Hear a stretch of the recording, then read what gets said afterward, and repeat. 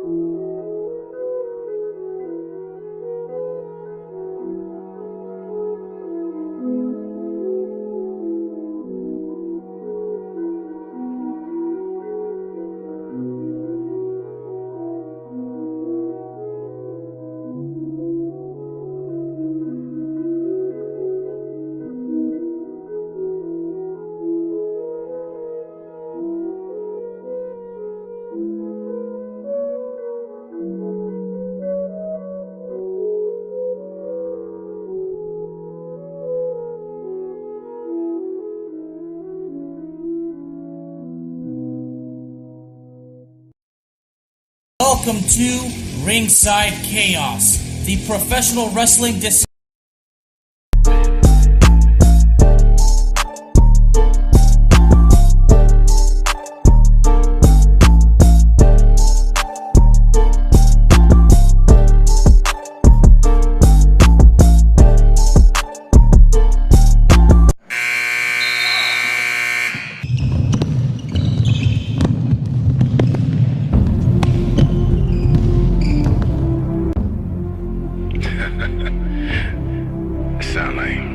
Sound like some Viking music, don't it?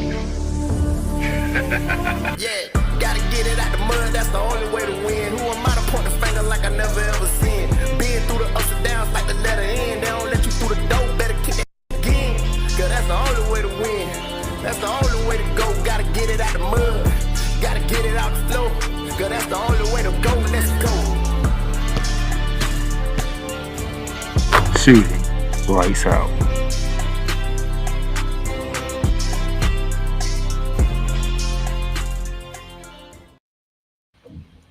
What's up, good people? How y'all doing today? It is Friday, April 26th, 2024, and gotta talk more playoffs. Especially what took place Wednesday. A shocker took place Wednesday. A couple of dominant performances took place last night, and we got the weekend to preview. So playoff basketball is on fire right now, and I'm not alone, ladies and gentlemen. Joining me yet again, representing the reigning, defending, undisputed NBA World Champion Denver Nuggets, out there in Charlotte, North Carolina, the cool man, Cool McCain. Let's get it. How you doing, man? Hey man, I'm pumped, I'm hyped, I'm excited. And it's a whole lot of Lakers fans that are lamenting on Facebook, but we could have saved them the trouble. I don't. If Saturday goes the way that it's supposed to go, I'm gonna be a happy man. I'm just gonna say Even that. if it doesn't, the next game is gonna go the way it's supposed to go. No, I want Saturday to be the final straw. I mean, I'm not gonna sit here and be like, no, I don't want to sweep them. I'm just saying, even if it doesn't, like we still good. No, I want the embarrassment of a lifetime. Oh, I know you do, sir. For that team, I want them embarrassed.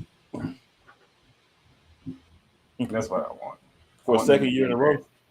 For a second year in a row. That's right. I said it. I'm not against it, sir. I'm not against it. How could you be? That is your team. These are that's doing the damage. These are factuals. But we'll get into that a little later on in the show. So, but come out the top. I gotta go around the hardwood first because there's a couple of news notes from the W and the NBA that I gotta get into. Is it?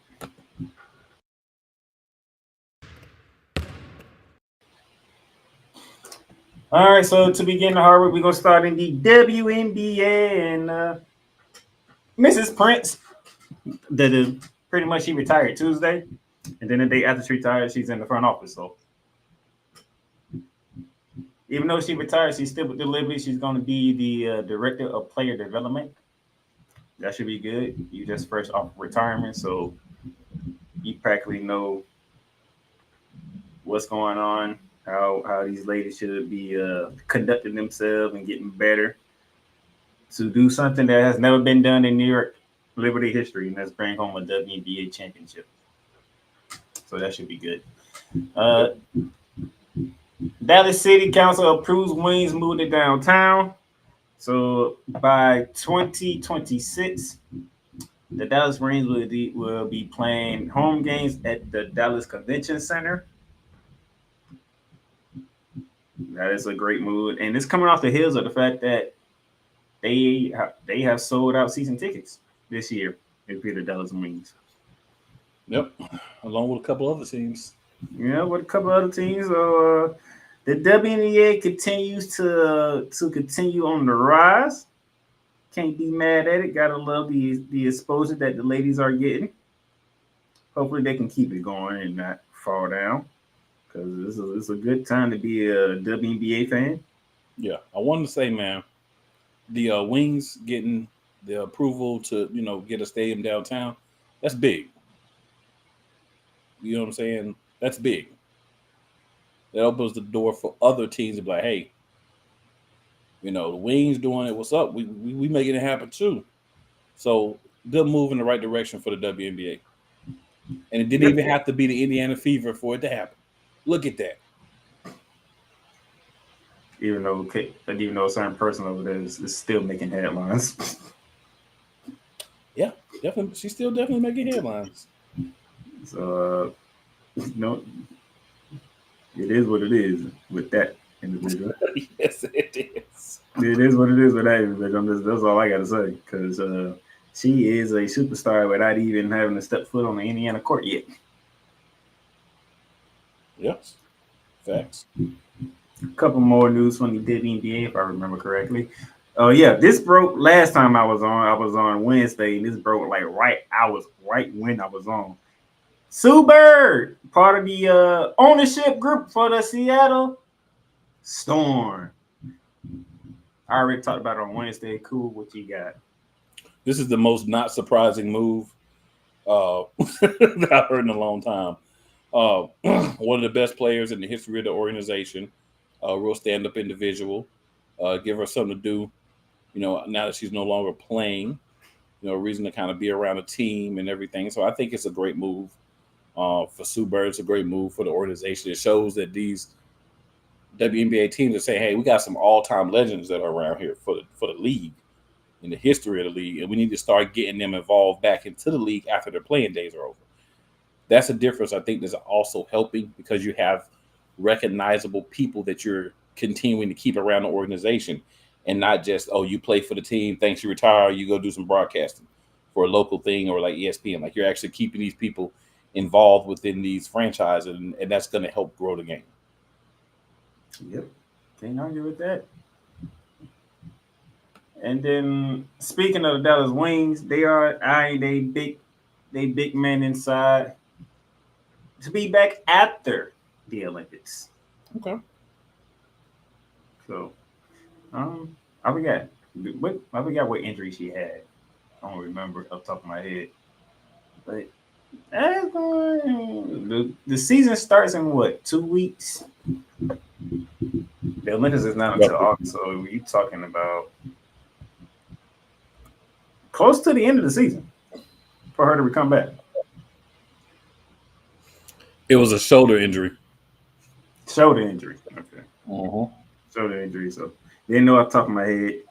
But man, that's a tough one right there. All right. That's really a tough one and whatnot. So that's the WNBA stuff. I got some NBA stuff. Got some things. We gonna talk about this. We're gonna react this later on in the show. But Chris Middleton is questionable for Game 3 with an ankle injury. Yeah, but It's bound to happen. like I said, we're going to reiterate it more when we get to the Bucks and Pacers series. As that series is tied 1-1. And plus, I got another news that y'all gonna be probably wondering what's going on with another person. I got that answer too.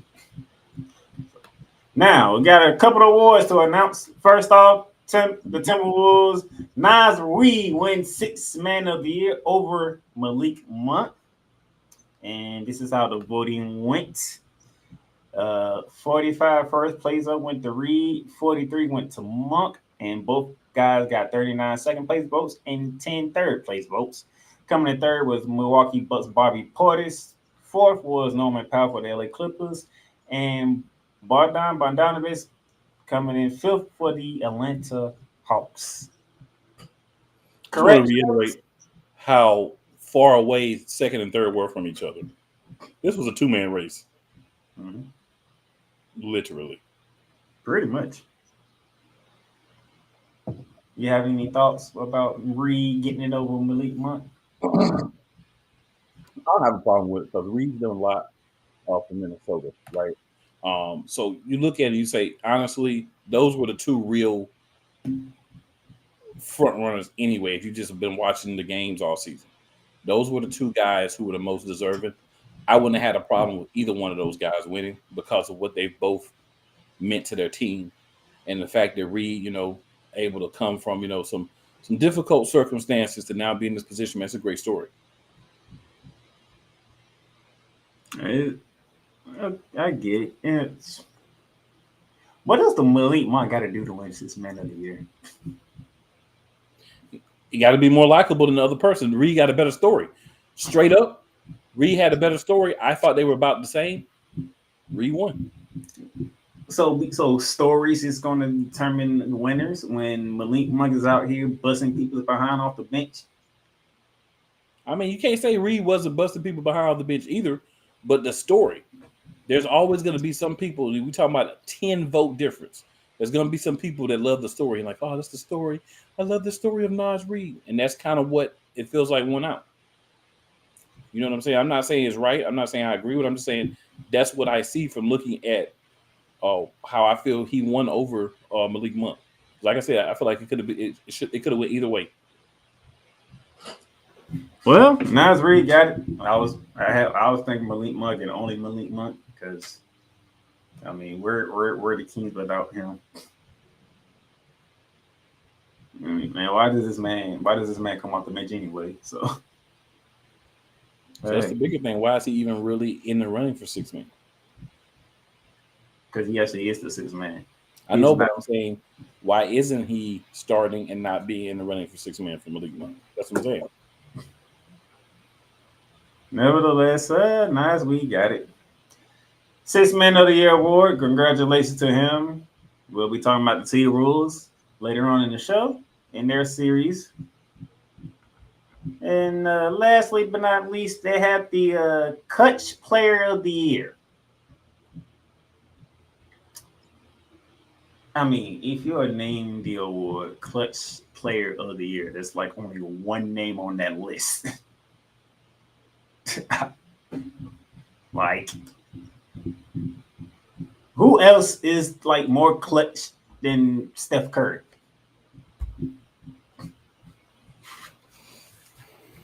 You won't get a word from me for that, so there's no answer for that.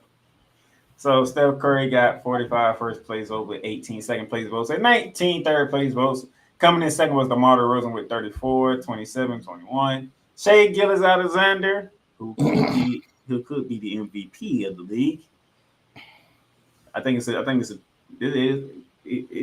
a three-man race, rightfully so. But Shai Gilgeous-Alexander could win it. Speaking of somebody who could win MVP, Nick Young going for his third. He came in fourth. And then Jalen Brunson of New York Knicks came in fifth. So, I won't say it's a travesty that the voting was this close on this award. Like, this is a travesty that it wasn't a runaway clutch player of the year award for Wardell Stephen Curry. Voters, they should be ashamed of themselves for that. You know what I'm saying? It shouldn't be no less than 40 votes difference. It should be over 100 vote difference. Y'all got to stop this. I got to stop trying to take this man's shine away. When you know he the most clutch player in the league, he pull up from anywhere on a consistent basis. DeMar DeRozan don't do that. Stop that. Stop it.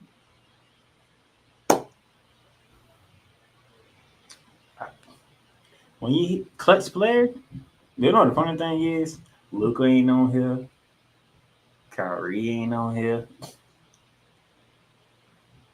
But DeRozan got second place. Come on. And DeMar DeRozan got second place over Jokic and said, I don't mind Jokic. Jokic is more of a SGA is way more clutch than DeRozan. I mean, yeah, SGA should have been in second place, but yeah. Right. I don't have a problem with him winning the, you know what I'm saying? Him being in the contention to win. But DeRozan, you know, come on, man. You know the funny thing is, the first and second person is not in the playoffs, but the 3 through 5 they are in the playoffs. Well, luckily it's a regular season award because if we added playoffs, we definitely wouldn't have DeRozan anywhere near the top. So I find that funny. But yeah, 2 more awards handed out. Wednesday, I shouted out to Tyrese Maxey getting Most Improved Player of the Year award. I mean, he practically had career highs across the board, so I can't even argue with that. He was getting this award mid-season, bro. Like mid-season, I was like, Maxey's gonna be Most Improved Player, and he did nothing to lose it. You can't lose when you have career highs. Yeah, I'm just saying. Halfway through the year, I was like, Maxey is going to be Player of the Year. Then, with the way he played the rest of the season, he did not lose it. If anything, he broke away more. So shout out to those guys. I think we're still waiting on Coach of the Year, Defensive Player of the Year, MVP. I think that's it. The MVP and Coach of the Year, that's going to be very interesting. Who gets those 2 awards. But that'll do it for Around the Hardwood.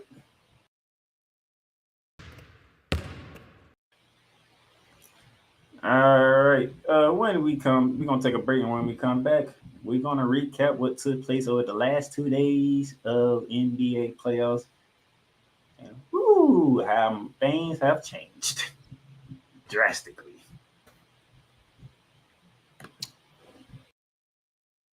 All around the world. It's a beautiful thing to be a Rams fan right now. Stafford's back. We're going to see about Cup. And running back Kerryon Williams to return. Lend me your ears, or should I say lend Playmaker your ears, as he breaks down week by week everything in the Los Angeles Rams canon. Number 99, Aaron Donald. Can't wait for 2029 to come to know that you are going in the Hall of Fame, and it should be first ballot, no questions asked. Join the Playmaker as he breaks down everything Los Angeles Rams style in Ramily Talk on the Playmakers Blog Network YouTube channel and where you can find podcasts.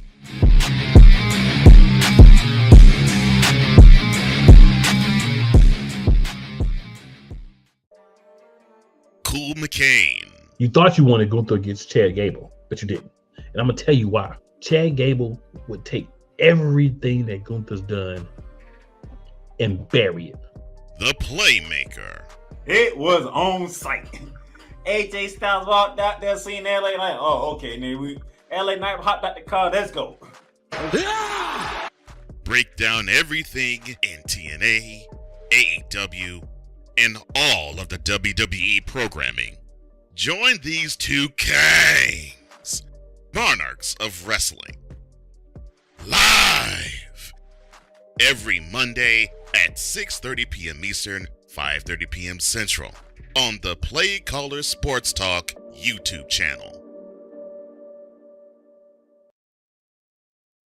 The largest egg producer finds bird flu in chickens at a Texas plant. Weather. Devastating tornadoes rip through the heart of the United States. Inspiration. A breast cancer survivor completed the journey of chemotherapy and now begins a future one of matrimony or sports. Michael Jordan is shown on a photo with Diddy. LeBron James has a video extolling the virtues of a Diddy party. This has been yet another Beating a Dead Horse presentation. We got you covered. BS3 Network proudly presents The Morning Shift with Cole Johnson. Live every weekday morning beginning April 29th at 8 a.m. Eastern, 7 a.m. Central.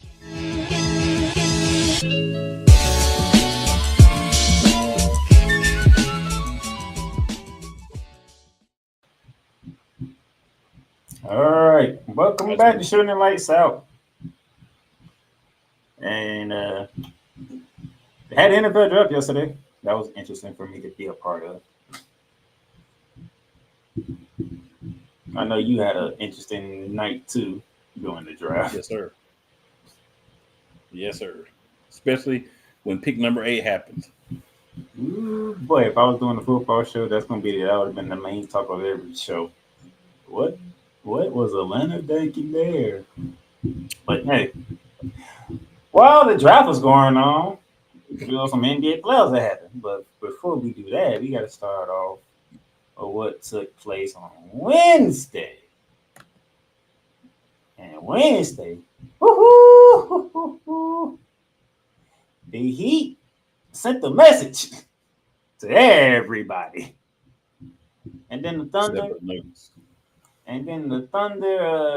It's all right. We got one game on our belt. We understand what playoff basketball is now. And New Orleans took one on the chin. Badly. But first off, the shocker of the playoffs. TD Garden Game 2. Boston looking to go up 2-0 after they put their foot up the Heat's behind in Game 1 without Hemi Butler. Still without Hemi Butler. And come to find out there was no Terry Rozier for Game 2. And Boston was a 14.5-point favorite. I laughed when I saw that. I was like, bruh, we're in the playoffs and you telling me a team can be a 14.5 favorite in a playoff game? Good gracious. There was no faith in the Miami Heat. Well, the Miami Heat has something to say about that. 111 1-on-1 victory over the Boston Celtics. And Miami flipped the script on Boston. All 5 started for the Heat in double figures. Led the way by Tyler Hero with 24 points, 14 assists, and 5 boards. Bam Adebayo and Caleb Martin both with 21 points. Bam also gave you 10 rebounds. And then all of a sudden on the Celtics side, Jason Tatum and Jaylen Brown, they combined for 61 points, but 13 from Durant Wright, 9 from Jrue Holiday, and 6 from Kristaps Porzingis. Ugh. Those are not good numbers to look at. But the main thing is, when I say they flipped the script, the Heat. They got hot. The Heat was scorching hot from 3. Dare I say white hot?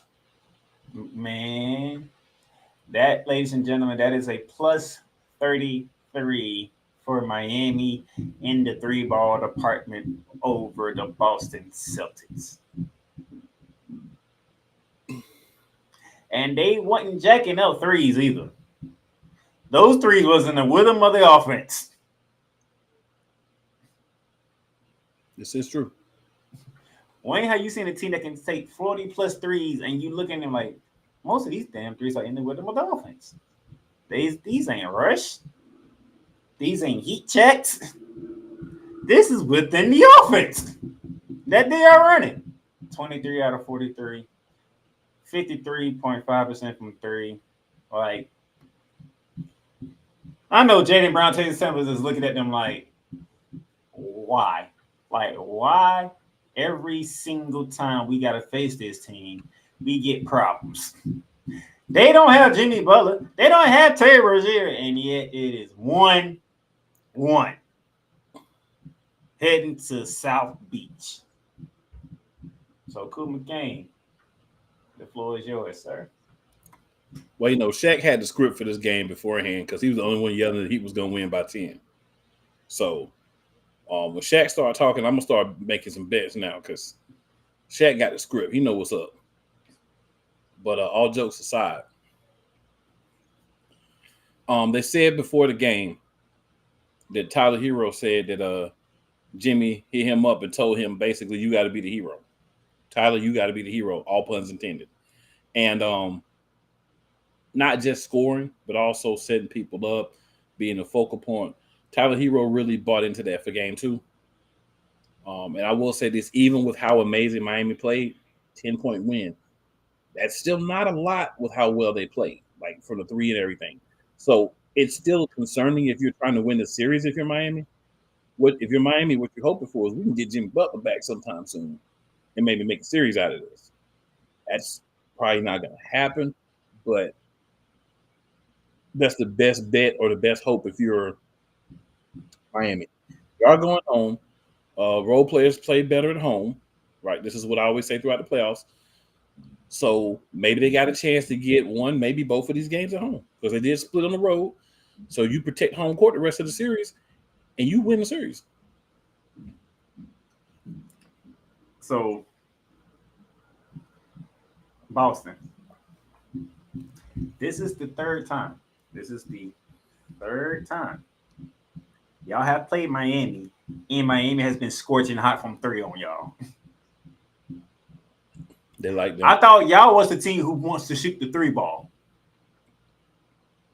Did I misconstrue how Boston wants to run the offense? I thought Boston was the team that wanted to shoot 3s. You didn't misconstrue it, but I think there's times where it's like, yeah, this team want to shoot it too, this team want to do whatever. But sometimes you just get a team that's just ready. You know what I'm saying? And I felt like that's a team that's just ready. They won't play in no games.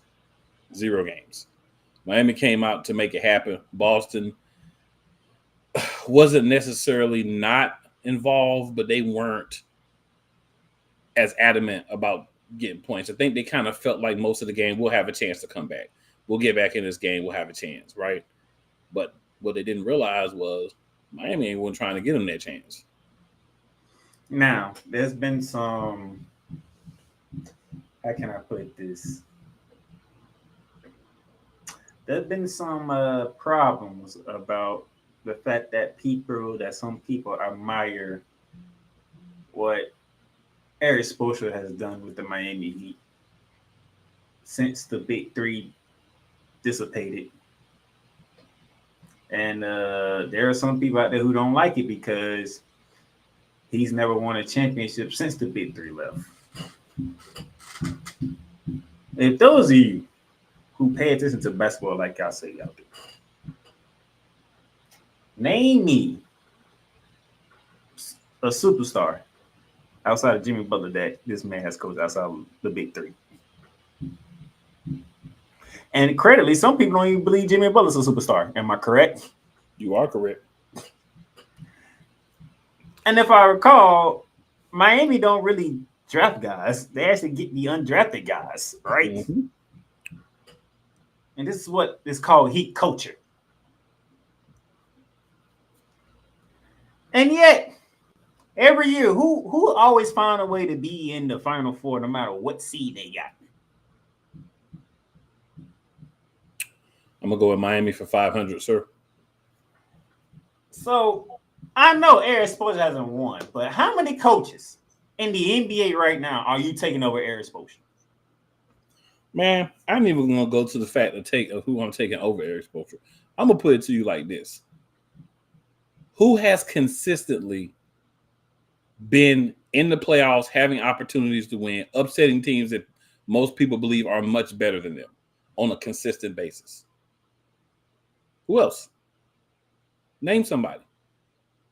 Right? Like, you got teams like LA, 2 what people would consider at least superstars, 1 ring in the bubble. That's all they've had. They haven't been consistent. And they ain't gonna get out of the first round this year. You know, Boston Celtics. They've been to the championship. They haven't won anything. With Jaylen Brown and Jason Tatum, and both of them men been in the league at least 5 years, I believe 4 or 5 years. So we're not talking about no young rookies no more. Right? We can go there in Milwaukee. They won their championship, and the next year they fired the coach.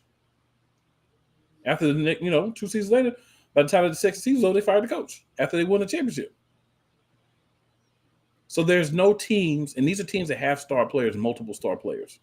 There's no team that's been consistently upsetting people doing well. Even my Denver Nuggets, when they didn't have Jamal Murray when he was injured and Michael Porter Jr. was out, they were making the playoffs, but they were making like 6, 7 seed and getting put out pretty quickly. And you talk about getting guys. Here's the biggest to what impresses me with Eric Spoelstra.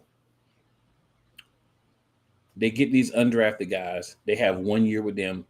Then they go get paid somewhere else, and they still can do the same thing year in upon year in upon year in. Right? So, miss me with the whole Eric Spoelstra ain't won a championship talk. Eric Spoelstra shouldn't even be in a position to be talked about as possibly winning championships, but he's somehow still there. That's the biggest compliment I can pay the man.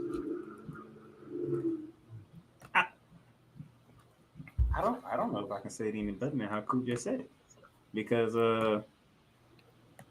what more do you want from the man? Go get him Dame Lillard, and maybe you get better. Your defense is going to take a dip, but maybe you get better overall. And no, Eric Spoelstra, he probably found a way to keep the defense the same.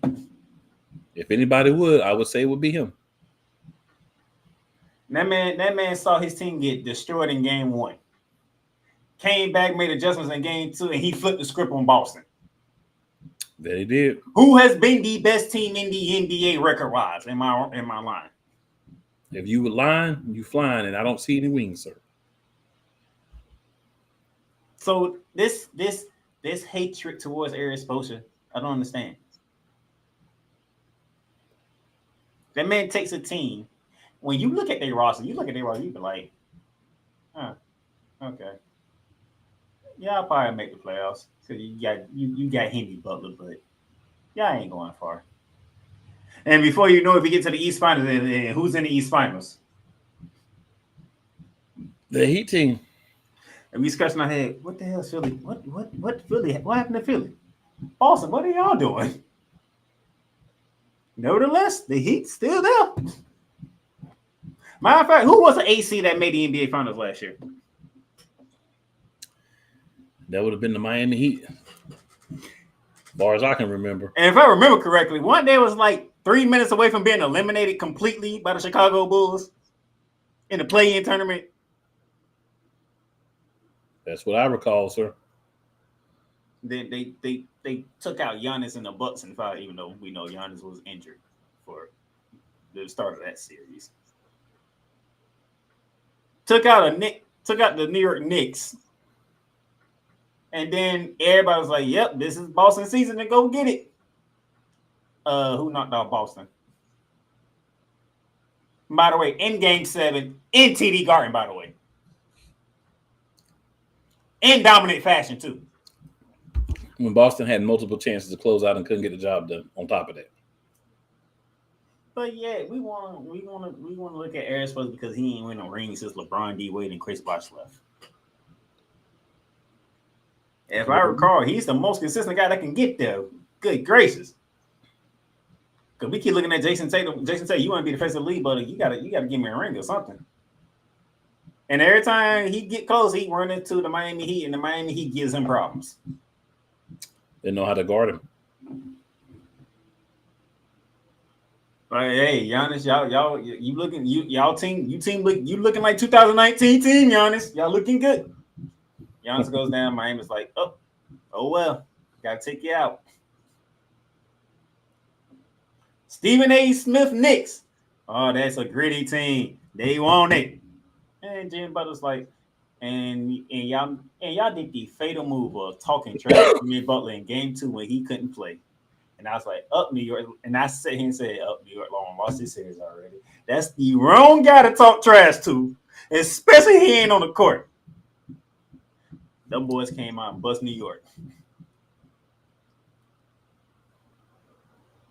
Yes, they did. They ran to Denver, and we all knew they weren't beating Denver. That machine that's over there, that Mike Malone built, it was like they gave us 2 games though. But I mean, they wouldn't beat Denver. It just wasn't gonna happen. I mean, no shade. They play hard. Even a lot of the games they lost, it was hard fought victories for Denver. But this, y'all need give Eric Spoelstra his flowers, please. This man's taking players who are not considered top 15 players, and they always in the Final Four of the NBA.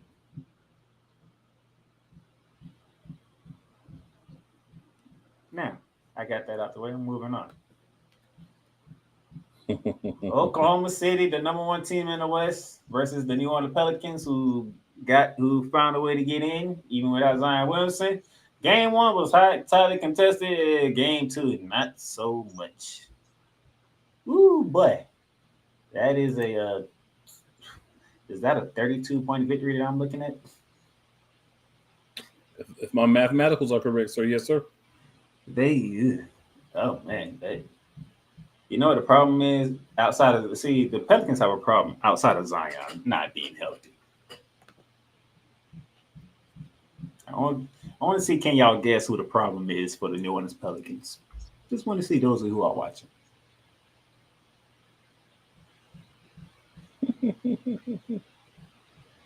Haven't figured it out yet. That would be Brandon Ingram. There's another problem too.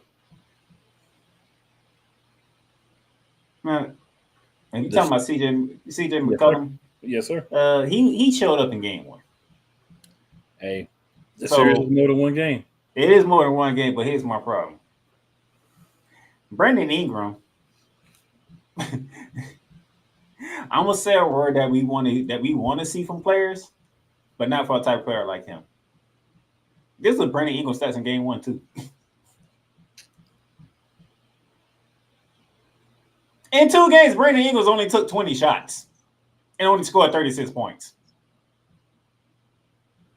In 2 games.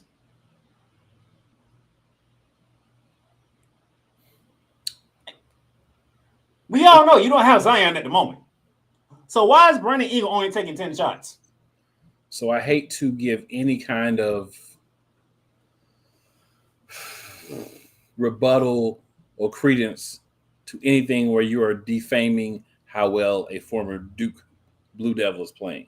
But I will say Ingram was just getting back from injury, right?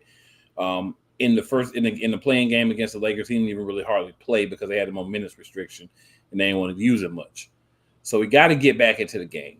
But by the same token, the minute that Zion hamstring for the 8,199 billionth time got tweaked and he was out, you needed to understand at that point, I'm the big dog. I'm not 1A or 1B. I'm not the solid number 2. The only way we win anything going forward, series, anything, is if I step up, and he hasn't done that. Like, I'm listening to Shaq. You can hear how disappointing Shaq is in Brandon Ingram. Like, why is you only giving me 10 shots in the playoff games? Mm-hmm. We don't care that he shot 50%. Bruh, we don't need you taking only 10 shots if the New Orleans Pelicans are trying to fight. He's like, I had great statisticals, guys. What's the problem? Bruh, 10 shots, 18 points. That's it. And look at OKC's starting line. Everybody in double figures. Yeah, Troy Murphy didn't do too much this game either. Even though Shea Gilgeous-Alexander dropped 33 on y'all, and speaking of efficiency, he dropped 33 and he went 13 for 19. Do the math on that if you want to talk about efficiency. Well, you know, he do be getting about 15 points a game from the free throw line. That's not even count. He get fouled every time you touch him. They ain't even count free throw. He still went 13 for 19. No, I'm just saying in his total points. You know what I'm saying? The free throws do play a part. You know what I'm saying? I'm just saying that. He went for 33, and then you look at it. Chad Holmgren, 26. Jalen Williams, 21. Josh Giddey. Pause. Must have been some teenage girls in the crowd. 13 points. Dort, 15 points. That's why y'all got blown out by 32. Now you get to go home now. Because what do I always say? Well, the only thing OKC really did was defend home court. That's pretty much all they did. Right. Even if they did blow you out by 32. But you get to go home. You get to right the ship. Okay? So I just want to throw that out there because I'm like, Brandon Ingram, we need more from you, all right? We need more from you. Hopefully, see what the diagnosis is for Zion going into game 3. Maybe he can get that for game 4. We shall see. But outside of that, Brandon Ingram ain't gonna step up. OKC about to run them out of New Orleans. So that was Wednesday. We got to go Thursday. Last night, oh my goodness. Woo! Storylines from all 3 games that took place last night. Beginning down in Central Florida, where the Orlando Magic got to come home down 0-2, having the worst shooting performance have anybody ever seen in the playoffs. Tell me if I'm lying. And that's my team. I ain't saying nothing. I ain't saying a thing. But you talking about flipping the script. Woo-hoo!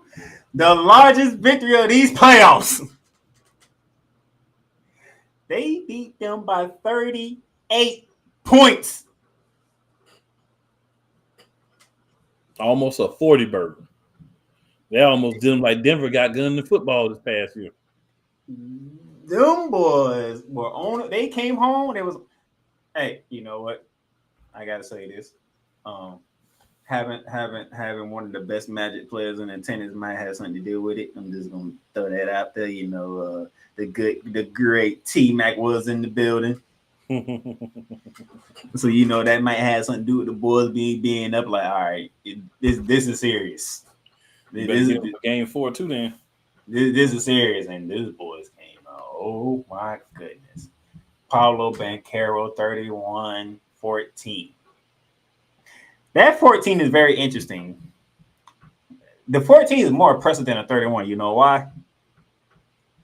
If you look at the front court of the Cavaliers, and I'm talking about Evan Mobley and Jared Allen, they combined for 25 points and 10 rebounds. Pablo Banchero did better than both of them combined. That's a good thing. The 2 guys that were kicking our ass in Cleveland, Jared Allen and Evan Mobley. I know those of you like, but Donovan Mitchell was the one dropping them. Look, when you have your 2 big guys combining for 16.5 points together and giving you damn near 20 rebounds a game, that's a problem if you're the opposing team. I mean, them 2 are cleaning the glass and it's making it worse on you. They couldn't clean the glass last night. Pablo was cleaning the glass. And then Jalen Suggs said, all right, I need to turn into Gonzaga Jalen Suggs. 21 points, 9 from 11.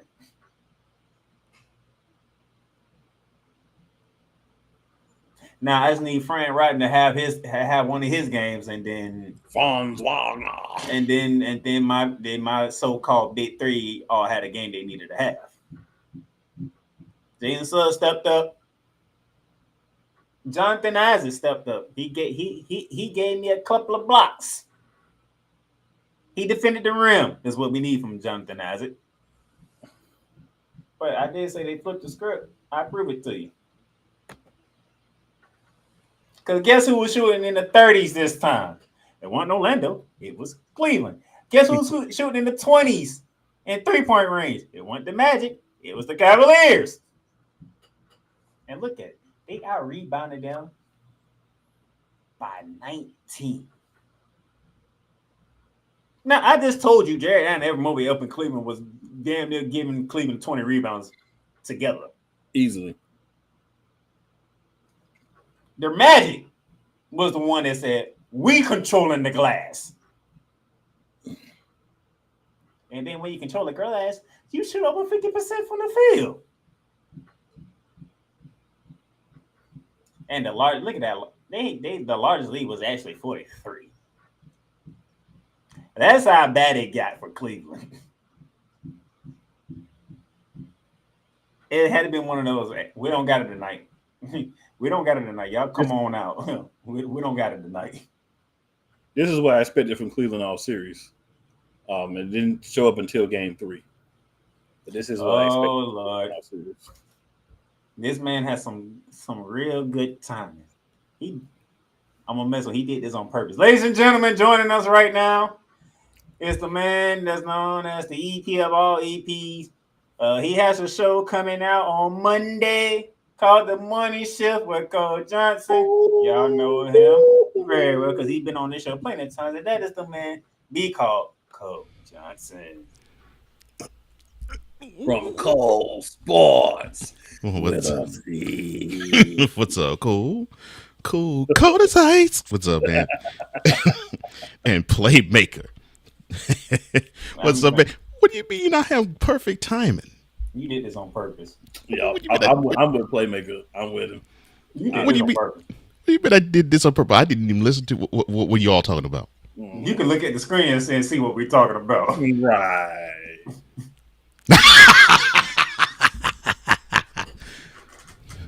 Mr. Silence, I thought the Magic didn't have any magic in their offense. What happened, sir? Don't try that. You seen the numbers in Cleveland. What do you mean? Don't try that. You seen the numbers in Cleveland. I mean, yeah, they were horrendous in Cleveland. No magic in the offense. But then they went to Orlando. They went to Walt Disney World.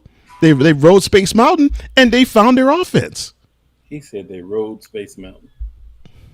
I mean, Space Mountain isn't Orlando. I know, but the fact that he said it.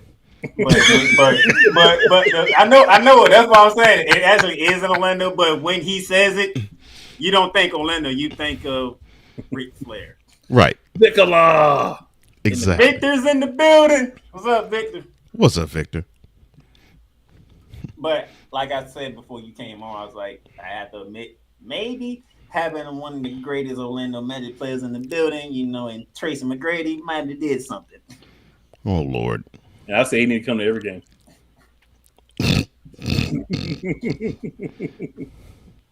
Why? I mean, T-Mac in the building. You got to show up for T-Mac, man. Come on. They better get T-Mac, Penny, Nick Anderson, Shaquille O'Grill, everybody up in there. Oh Lord! He too busy previewing the game to be there. Well, they better get him up in there for the net one. Wait, speaking of which, has he made peace with the Magic? Yeah. Oh, yeah, he has. Oh. They put him in what you call it? Yeah. His jersey in they put him in the Hall of Fame, the circle of whatever they call it there. They retired his number jersey or whatever. Oh, okay. All right. I just had to This season. It was like this season, though. Mm-hmm. Yeah, because I texted Coach. I was like, we're on national TV. Because we weren't slated to have a national TV televised game. We was on national TV because we was returning Shaquille O'Neal. Mm-hmm. Right. But I knew your butt was going to come in and try to get on me about my match because they ended up flipping the script on Cleveland. I mean, I saw 120 points scored. What am I supposed to do? Yeah, after they scored 83 and 86 in Cleveland. They scored as many points in one game almost as they did in the two in Cleveland. I'm like, oh, so I was believing in you, Playmaker. I thought the Magic was gone in their offense, and then all of a sudden, they said it's a small world after all for Cleveland. I don't know what to tell you. You know what happened? They said it's cooking, and then everything started working. I mean, your favorite stat. They out rebounding them almost 20. No, that's how you're supposed to do it. Mm-hmm. You got to want it. When you have Evan Mobley and Jerry Allen on the other side. Mm-hmm. Yeah, that's how you do it. You got to want it, and if you want it, and you want it that bad, yeah, you make your opponent feel this small, which they did. I mean, heck, in the offensive explosion, they held Cleveland to 83 points. So I won't worry about the defense. So now we're right in no. Defense is fine. Defense is fine. But normally when teams, at least in this era, go off for 120 points, it normally allow the opponent to go off for 110. So that's why I was like, okay, cool. So they came to play on both sides of the floor. See, now you should feel happy, Playmaker. Now your team down 2-1 to the Cavs. Now you can win 3 out of the next 4 and then advance to lose to to play either the Celtics or the Heat. And this is what I'm gonna give Cole Johnson his moment because he missed his moment when I already recapped it Wednesday's game. So go ahead, sir.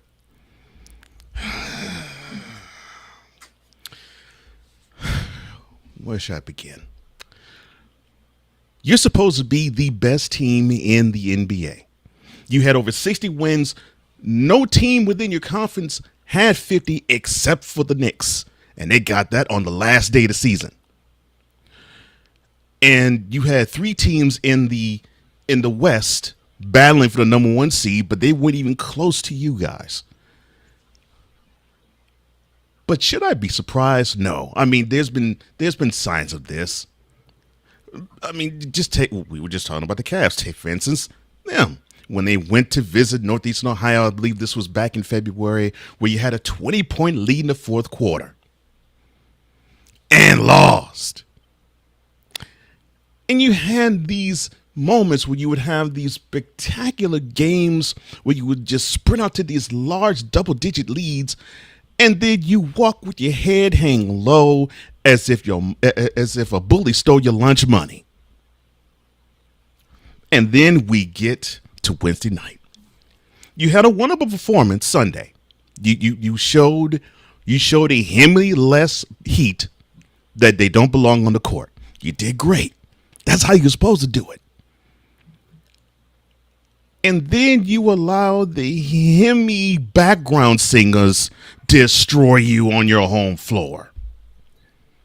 Poor coaching. I don't understand it. And I agree with you, Cool. I think Joe Mazzulla, maybe you aren't and people had the nerve to say, well, why is Joe Mazzulla mentioned for Coach of the Year? Game 2, first round of the NBA playoffs this year. There's your answer. You do not lose to me. You do not lose to the Heat by 10 at home with Jimmy Butler. You lost by 10 at home to them without him. And Terry Rozier.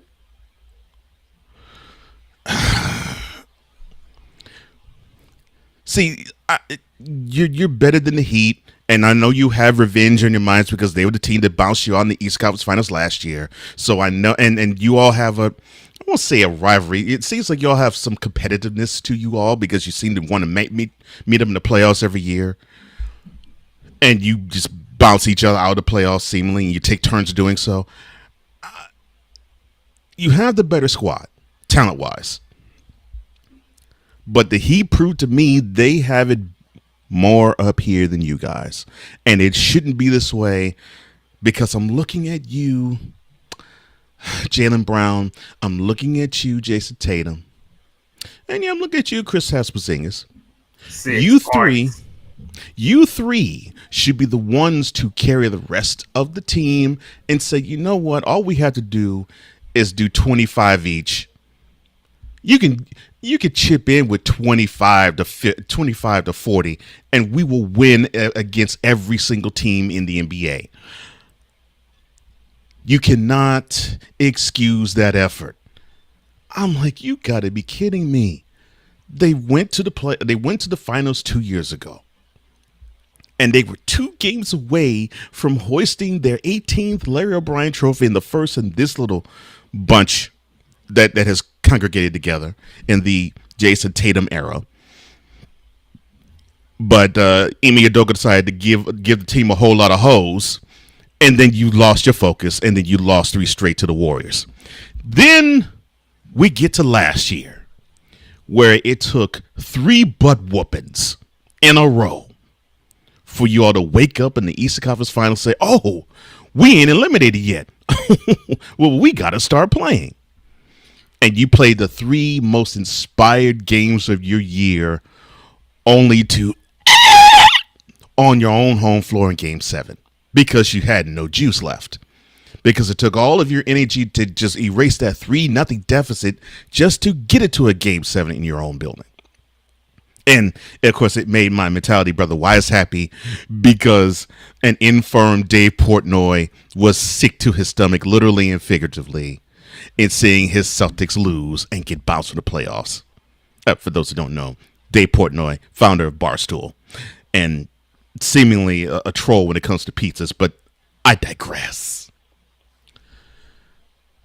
You're the best team in the NBA, but you're not playing like it.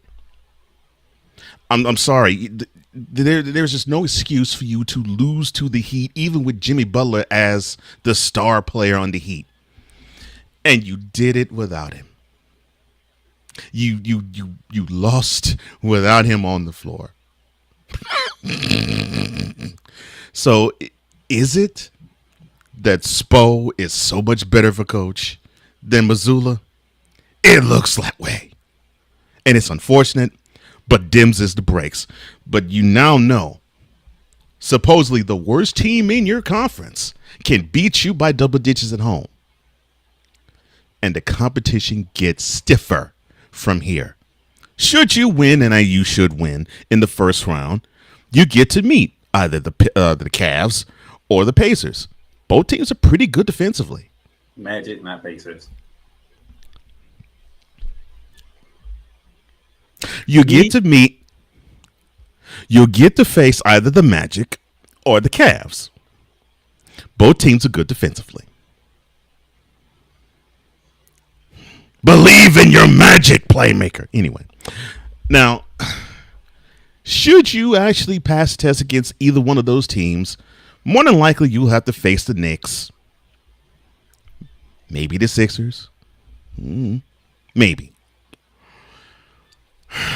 Maybe the Bucks. I don't think so, but hey, you never know. Stranger things have happened. But the competition gets stiffer each round. And you all did not have focus. And this is your own building. And I actually heard a stat. The team that has the number 1 seed in the Eastern Conference in the last collection of games at home in the playoffs, they are 13 up and 13 down. You don't deserve to be the Eastern Conference champions. I could care less if you are. I could care less if you're not. But with that effort Wednesday night, I'll even take the Lakers 7 in the fourth quarter of that game later on that night over your 48-minute performance in Boston. How dare you? Man. And moving on to the 76ers and the New York Knicks. New York defended home court. They defended Madison Square Garden. Now it's down to the city of Brotherly Love and Wells Fargo Center. And oh boy, when I told you there was storylines from every game last night, Mr. Joel Embiid on one freaking leg went in on the New York Knicks. By the way, you lucky your ass didn't get ejected. And from being completely honest, lucky your ass didn't get ejected. Because I don't know what the hell you was thinking. Because if you would have got ejected, it wouldn't have been no 50-point night. Nevertheless, it's not only just the 50 points. I mean, I don't know if Cool is starting to realize the theme of the show right now, but Mr. Cole Johnson, it's not only the fact that Joel Embiid went for 50. 13 from 19 from the field. 5 from 7 from the three-point line. Was everybody just on yesterday? Because the efficiency of what is happening right now is ridiculous. I'm on. Wipe me down. I'm on. I'm on. I'm on. Yeah, that's what the Sixers were singing last night. They were singing, wipe me down, all of them. I mean, what I loved about it is the second half they played inspired. And it was not that they've been outclassed by the Knicks. It's just that they've been out-hustled by them, basically. Game 1, they lost by 6. Game 2, they lost with a... They had a 5-point lead going into the Knicks' last possession, and it went from a 5-point lead to a 1-point deficit. So, on the same time that the Knicks were on the floor, on that side of the court. Tyrese Maxey was fouled, and the refs didn't call it. Yeah, Maxey was mugged. Let's be honest. Maxey was mugged by 2 Knicks. But unfortunately, the refs swallowed the whistle. They swallowed the whistle. But this is good for the Sixers because I think they had to come back from when Embiid hung his head low in MSG's locker room, in the visitors' locker room, and he said, "We're the better team. We're the better team." Well, if that's the case, if they're the better team, they had to win 4 of the next 5. Well, now they got one of those wins.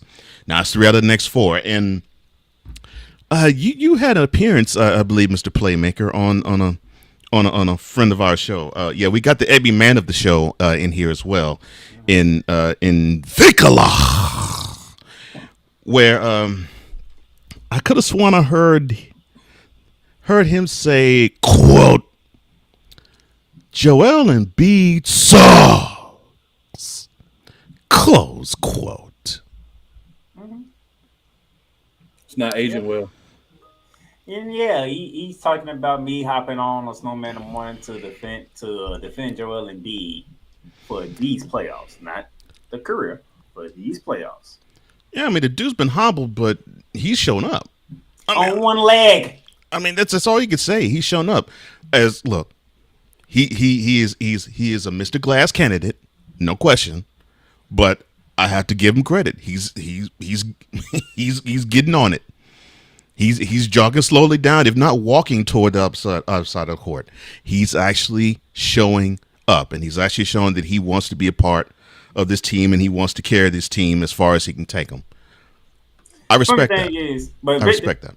I'm happy you here to give him some flowers. I need the main man to give Embiid his flowers because I tried to tell his behind yesterday. He didn't want to listen. That's the problem with some of the old heads. They want to be stuck in their ways. Well, no, that's not you said true. Team, right? He never will give Embiid or Mr. James any props. It's not gonna happen. I guarantee you today, he probably did the show. He probably giving Embiid no props, even though Embiid went for 50 and was very efficient at it too. No. The only issue I have with Embiid, of course, besides his health, is I wish he didn't take as many threes. Although last night he was efficient from deep, because I really believe he can destroy people in the paint. And he showed a little bit of that last night. That's my only gripe about him with this game. Yeah. See, even Victor knows it's not gonna happen. See, no, you're not gonna happen. Now you said team, right? Because I do have an issue with the 76ers. Okay, what's the issue with the 76ers do you have? I'll show you. What, Nick Nurse? Oh, well, when I say team, I'm not even thinking about Tobias Harris. Because I pretty much went into this series thinking they ain't going to get anything from him. Yeah. Toby's Mr. No-Show in this series. I mean, I actually, seriously, Playmaker, I actually went into the series thinking, oh, you expect somebody Tobias Harris? You might as well forfeit now and not even lose the 4 games in front of a public audience. Just forfeit the 4 games to go home. Because if the 76ers' fate is tied to Tobias Harris, you're sunk. Victor, do me a favor. Take a picture of this. And use this when you go back on Snowman in the morning. To go ahead and buffer my point when I said yesterday. Who did the 76ers pick over Jimmy Butler? I can't believe they let go of Jimmy Butler for him. I seriously can't believe that. neither did Jimmy, because when he eliminated him a couple years back, you said for him If I recall, in Philly. I loved it. if I recall, now cool, help me out here. If I recall, it's been 3 games of the series, right? I believe Maxey has scored at least 20 points in all 3 games, right? I believe Joel Embiid has scored 20 points in all 3 games at least, right? Mm-hmm. But they down 1-2 because they lost 2 games because guys from the Knicks, they are balling. Then at one point in game 2, all the starters scored in double figures for the Knicks. Mm-hmm. And then you looked at and you try to find the third person for the Philadelphia 76ers, and it was like, oh, you only gave me 10 points. Oh, you only gave me 10 points. 10 points in 41 minutes. Why you had to go Keith Sweat? It just came to me. It's your fault, Coach Johnson. It's my fault. How is it my fault, Playmaker? You the one that came up with that freaking graphic. I can't help it. Who thought Tobias was gonna do something? Nobody. I mean, come on, man. This is the problem. They played that man over Jimmy Butler, and this is the productivity that you're getting from him. Oh boy. Jalen Brunson is struggling. Don't look at how many points he has. But he's still balling. He's struggling, but he's still balling. Demon Gensho is balling, and Anobi is balling. Mm-hmm. Hard. Good Lord, is there a loose ball he can't get to? Josh Hart. I mean, yeah. You have 3 Villanova Wildcats on the New York Knicks. They all balling, while Tyrese Maxey and Joel Embiid trying to do everything in their power to take over this series. And then the third wheel, who's supposed to be Tobias Harris. And this is what he want to give me. This is what he want to give me. Oh, and oh, by the way, the Knicks are doing this without Julius Randle, and we'll be doing it without Julius Randle the rest of the playoffs. That's why it's happening, because there's no Julius Randle. Mm-hmm. And I said this a few months back. I think I just said on this show that I think it's actually better for the Knicks to not have Julius Randle on the team, because seemingly the Knicks play better without him on the court than with them on it. So look, the black hole. Y'all take a picture of this. Correct. Cool. Correct. Y'all take a picture of this, because guess what? Whenever this series go and the 76ers do get eliminated by the Knicks, you'll add more to that. Do not blame Joel Embiid. You'll add more to that. Don't blame Tyrese Maxey. Hell, don't even blame Nick Nurse. This guy right here, who got paid, by the way. I don't even forgot how much he got paid, but he got paid pretty damn good too. Why is he attempting threes? Oh my gosh. This guy hasn't shown up for Philadelphia. It's sad. At home, he pulls down less boards in the 2 games in MSG. Come on, man. You got to show effort. If you barely scoring, at least make it up somewhere else. Dude, Tobias says need to get the Ben Simmons treatment if I'm staying in Philly. Well, because this is just. Well, he's gonna have to have the ball in the fourth quarter, take a guy off the dribble, and then pass the ball off before he can dunk. While he should have dunked it. I mean, good gracious. Where you at, Tobias? Tobias is not here, man. Sure ain't. You can't see him. You can't see him. Thank you, Tony Yayo and John Cena. That was too easy. That was too easy. Now, 2 gentlemen, maybe 3. We're finna have some fun because the last game from last night was in the City of Angels. There we go. Now we talking. The Los Angeles Lakers are home at Crypto.com Arena, trying to find a way to finally get a W on the Denver Nuggets, losing 10 straight to them. And most likely I'll probably going through those the key losses in those 10 losses. But first off, game 3, Crypto.com Arena. All around the world, same song. It's just the same old song. New day, same old ish. Lakers lose by 7, 112-105. Look at this. This is what Cole Jones is gonna love. Look at that. The others are showing up, helping out Jokic. I love it. I love it. And not just with the points that crash the boards. I love it. Give me more of this. And people want to know why I say that it is almost impossible to beat this team. Mind you, I'm not the Nuggets fan. You see who the Nuggets fan is of the three of us. The Nuggets fan actually gave the Lakers a game. And hey, they may win tomorrow in crypto.com arena. Who knows? I gave them 0. And I think they're going to get swept. And the reason why, you right there. When you have KCP and Gordon and Porter all show up, Chris Brown, all of them show up, and they contribute, and you don't have to have Nikola Jokic nor Jamal Murray go off. You might as well just toss the. You might as well just toss a white flag and say we're done. Quit. Because they systematically tear you down. It's beautiful to watch. It is beautiful basketball to watch. Chuck and Cole got the brooms for me. I didn't even need another one. I still got the one from last year in the Western Conference Finals. Well, you about to get another one Saturday night.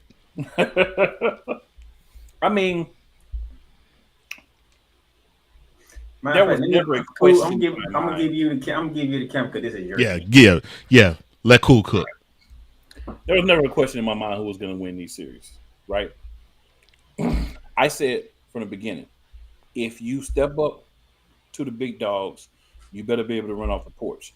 LA need to stay on the porch. Winning the game and play the Nuggets, I get it. You want to make sure you get in the playoffs. You don't want to put yourself in a position where you need help to get into the playoffs, so you need to put it all down to a one game. Dummies. You signed your death certificate the minute that you stepped into that series with the Denver Nuggets.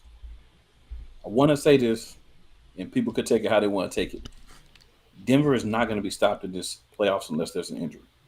That's the only way other teams have a chance, and I'm including Boston. Thank you. Anybody who don't like it, argue with your auntie, cousin, sister, mama, baby mama, kid, uncle, daddy, whoever, but not me.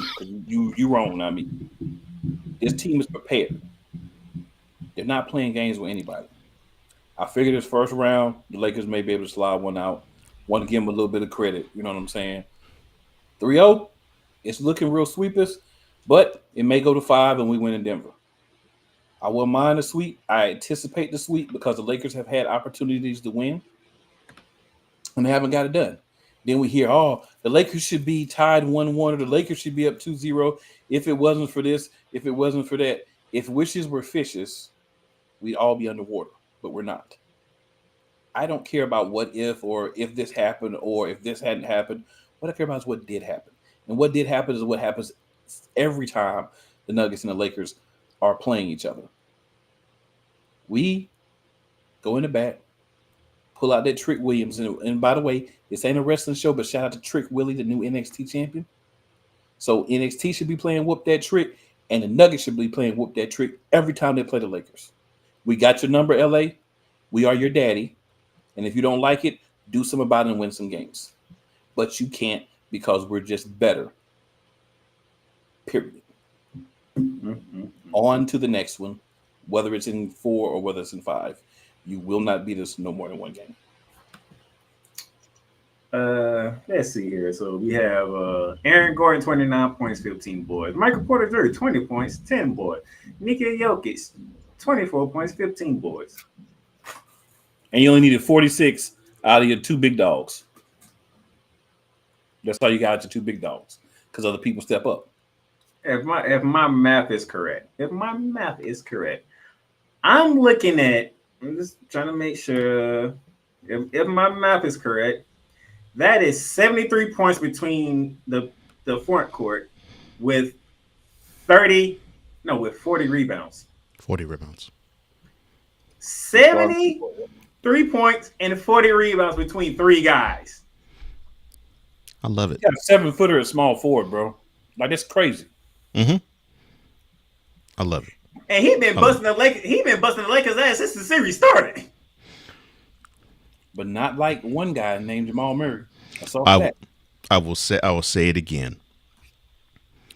When you can get this contribution from your others, and Jokic and Murray both don't go off, they just have normal nights scoring wise. Forget it. Just forget it. Forget it. And then Murray giving you 9 dimes. He kept feeding Gordon. I mean, it was just beautiful. It was beautiful. It was like Murray and Porter took turns feeding Gordon. I loved it. It was just great basketball to watch. When Porter wasn't pulling up for Jays. Right. When Porter went pulling up Jays, he was throwing dimes. And I'm like, you got to be kidding me. And then, again, the Lakers don't have an answer for you, Nikola Jokic. And he has proven that he's proven that again these last 3 games. And no, they don't have an answer for Nikola Jokic. They must not know how to get the ball to Anthony Davis in the fourth quarter. Well, you had to consult the head coach of that team and Darvin Ham. But LeBron Ham. Yeah, LeBron Ham. But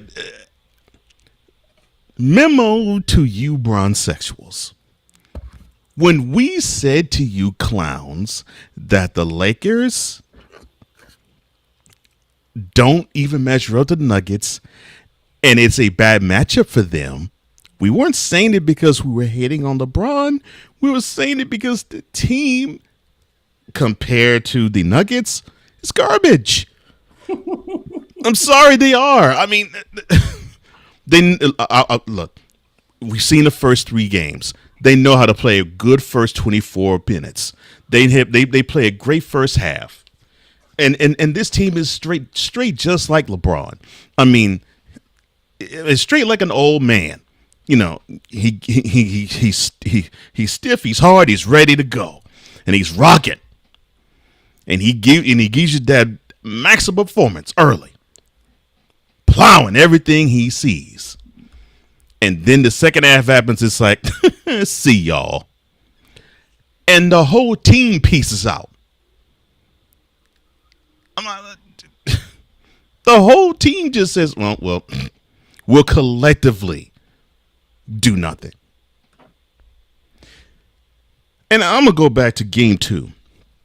How is it that how is the highest scorer in the game only gets 1 shot attempt in the fourth quarter? Tomfoolery. I don't understand that. Talking about bringing right full circle to what I just said. I don't understand that. I seriously don't understand that. I thought the name of the game, especially in the playoffs, is you feed your hot hand. It's like they went away from and turned him cold. I'm like, what's the point in having him be on the team if in the minutes that you have paid this man money to actually perform in, you force him to disappear?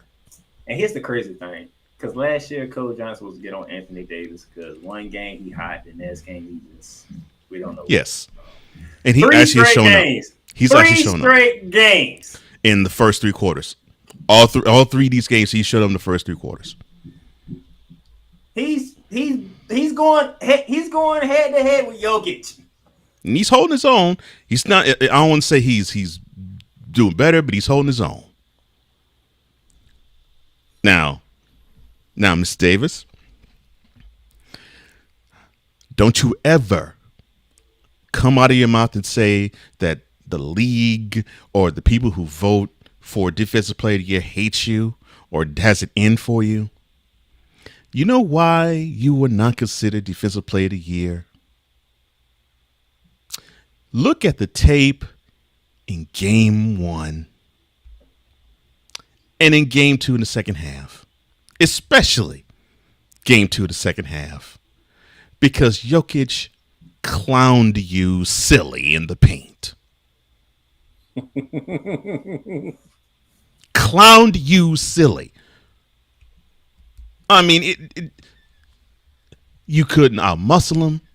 You couldn't out-laterally slide to stop him. He was quicker than you in a burst.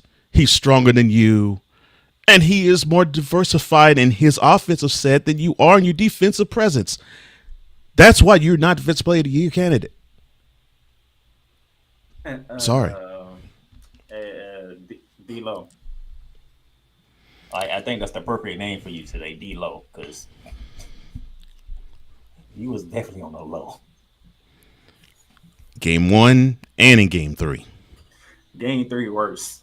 There's nothing in Game 3. Nothing. They gave up. Nothing. That's a 0. That's a donut right there. Hey, I'm telling you, man, Denver's an underrated defensive team too. And you know what? I'm gonna make Cole Johnson. I'm gonna make Cole Johnson laugh. The Nuggets won by 7, right? Cool McCain. Yeah. Your team won by 7, right? Guess where the 7 points came from?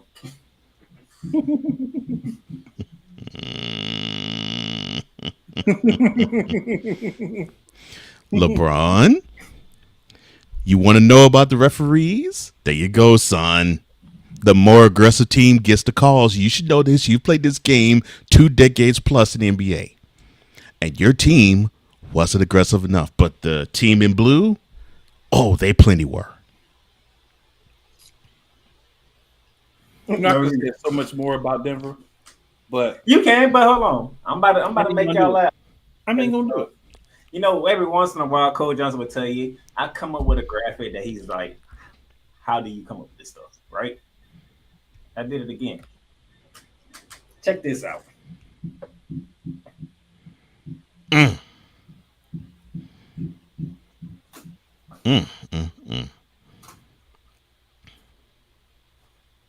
Hot starts. Cold finishes. Cold-blooded on the finish. Game 1, second quarter, 7:37. Lakers up 10. How did that game end it? The Nuggets ran them out. Now, these two gentlemen couldn't join me Wednesday when I went in. After what took place in Game 2, because they had a 20-point lead at the 10-minute mark of the third quarter. And Cool McCain will have a shot that he will remember for the rest of his life from Jamal Murray. Jamal Murray from about 15 over an outstretched arm. Anthony Davis. LeBron patted him on the side and said, "You go guard him. I don't want that smoke." Yeah, slide over there, homie. Go ahead over there, big AD. And matter of fact, it was actually worse than that because when about 2 minutes and 45 seconds went by, we got to the 7:15 mark. Denver only took off 1 point from the 20-point lead the Lakers had. So yeah, it was still a 19-point deficit midway through the third quarter. Yeah, and they still came back and won. Mm-hmm. And then last night, Lakers started off hot. They had a 10-point lead first quarter.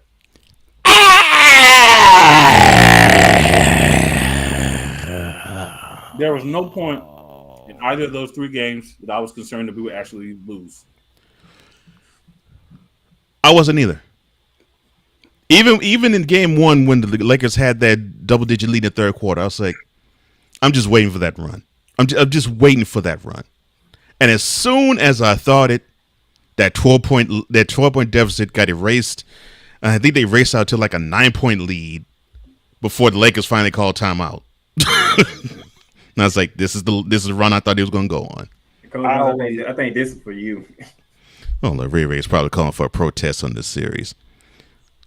Man, you got fools saying, let's see, before Game 1, Lakers in 4.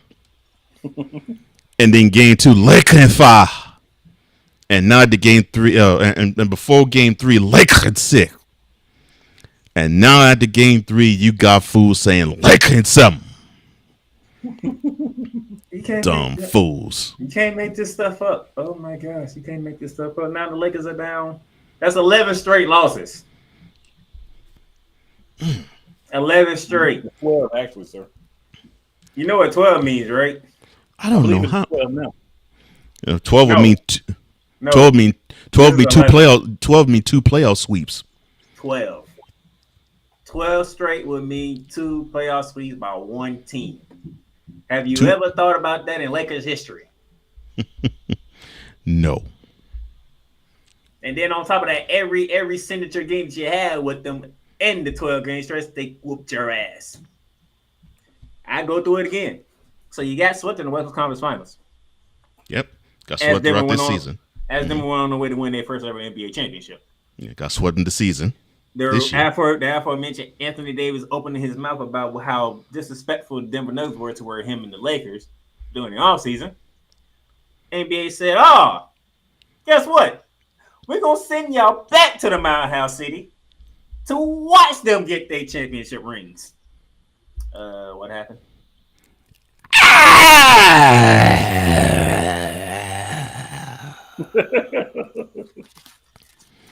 Now, the next game I'm going to bring us the game that I believe Kool McCain probably enjoyed the most, and probably the worst game in Laker history.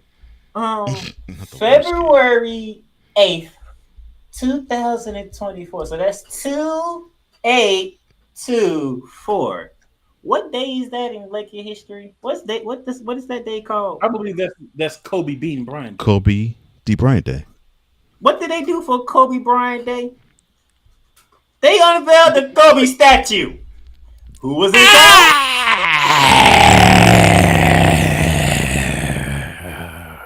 I'm telling you, they pulled out the Trick Willie in the locker room. Y'all doing for the Lakers. Whoop that trick. What? The Denver Nuggets was in China for Kobe statue day, and the Nuggets whooped that ass. And then the day that Cole Johnson loves the most, the King, LeBron James, became the first player ever to score 40,000 career points. Who was that against? The Denver Nuggets. And what happened?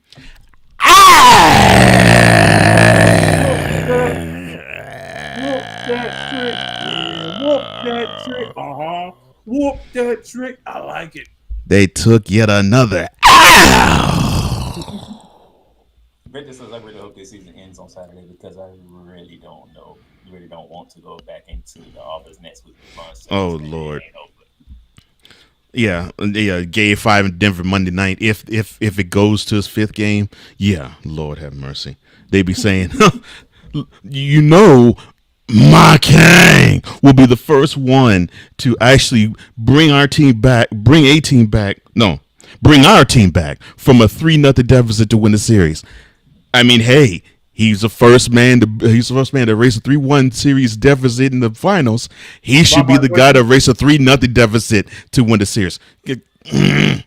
Yes, I want your Nuggets, Cool, to put the Lakers out of their misery for a second sweep in consecutive seasons.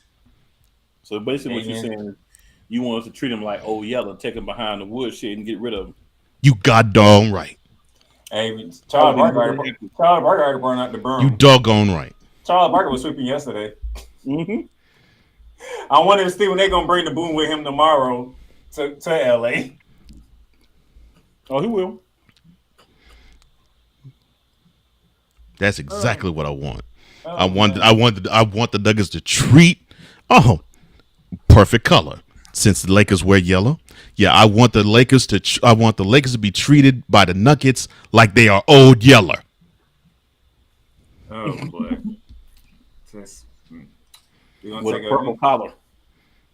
Commercial break here, and then when we come back, we're gonna preview the weekend, and the weekend should be fun. Weekend, baby. Network presentation.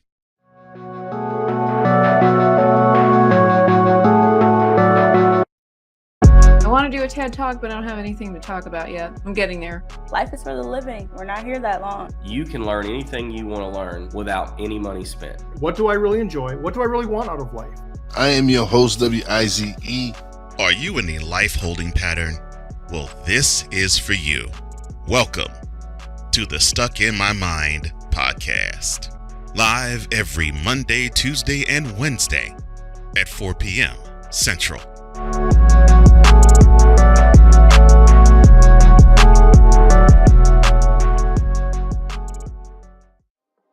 In a world where chronicles of the past are brought to the streams, whether the content is relatable or completely beyond your realm of life, there is no shadow of a doubt that this show is absolutely full of shenanigans. Get ready for D. Willie in the evening, this Sunday at 10:05 p.m. Eastern, exclusively on Sertoba Media, where the struggle is real to be awesome.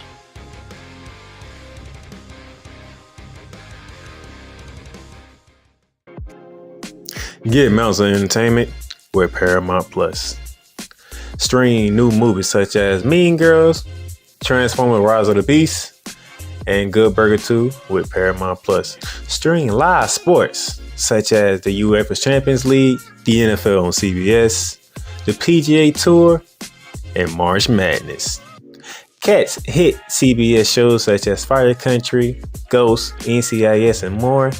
But also catch exclusive originals for Paramount Plus such as Special Arts Lioness, The Family Stallones, and the hit series Halo. The new streaming home of Showtime. Watch Showtime original series and movies when you sign up with Paramount Plus with Showtime. Make it a fun, action-packed adventure for the whole family and create kid-friendly profiles for the little ones. So much to stream with Paramount Plus, with over 45,000 full episodes from BET, CBS, Comedy Central, MTV, Nickelodeon, and more. Paramount Plus plan starts at $5.99, but if you subscribe today, you get a free trial. Paramount Plus, mounts of entertainment. Join the transporter to Hades. Your butt and gut becomes one. Join the reformer of hooker whores. This is my daughter, Placenta Booty Johnson. Join the bronze god. Whenever you are in distress, take off your baseball cap and throw it in the air. Join your very own superhero of broadcasting, Chris Bass. So whatever color crayon they get, they palm it and do 2 circles, and that translates to, I can be the black people. As she takes you through the week's paces in Baseline. Live every Saturday at 8 a.m. Eastern, 7 a.m. Central, Pacific Time Zone people, just stay asleep when this is on live and just catch the recording. Oh, I'm sorry. Exclusively on the Chris Bass YouTube channel.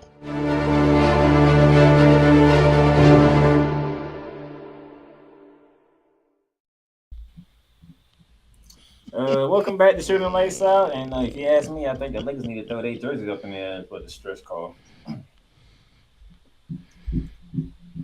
But now, the weekend is here. Tonight in the weekend, we got great action.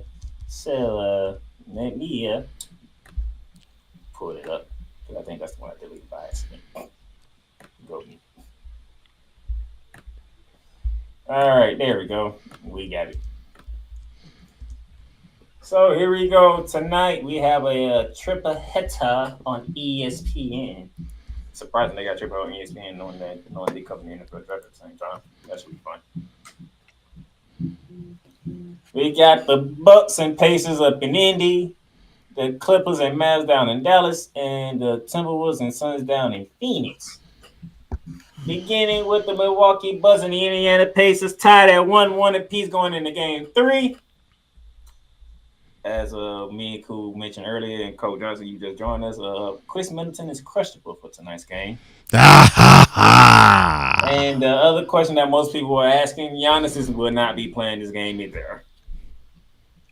That was never. So there'll be no Giannis, and you might possibly no Middleton. And possibly no Middleton, so it could be the Dame Lillard show. And we'll see if Bart Porter show up again. There go a little bet line for all my people that like to bet. So Pacers favored by 4.5 points. While they at home. So Game 3, ladies and gentlemen. And I'm going to start with the EP of all EP, Mr. Coach Johnson.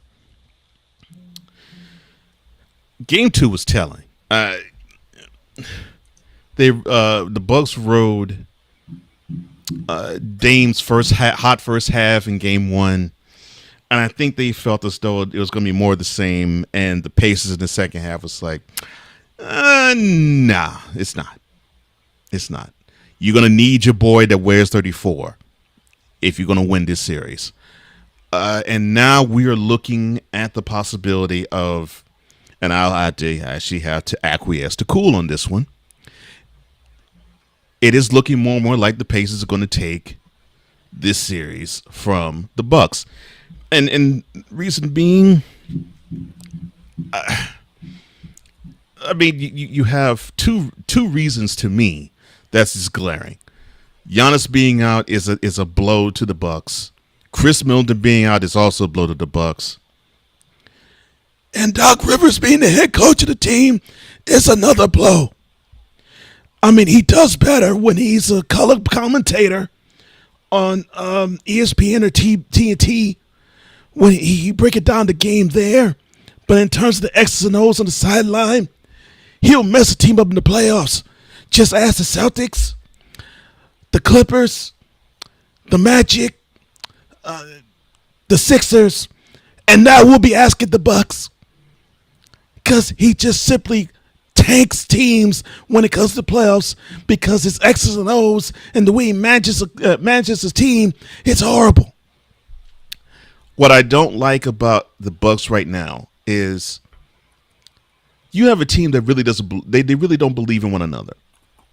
And now you need to have the Bucks remind one another. We're supposed to be one of these teams that's supposed to stop the Celtics. We're supposed to be one of the teams that's supposed to stop them, but heck, we can't stop a cold, as evidenced by the second half of Game 2.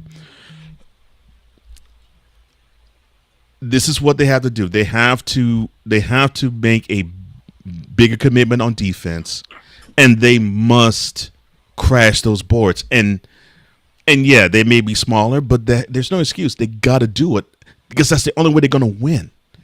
Otherwise, the Pacers are going to have their way with them in Indy the next 2 games. Easily.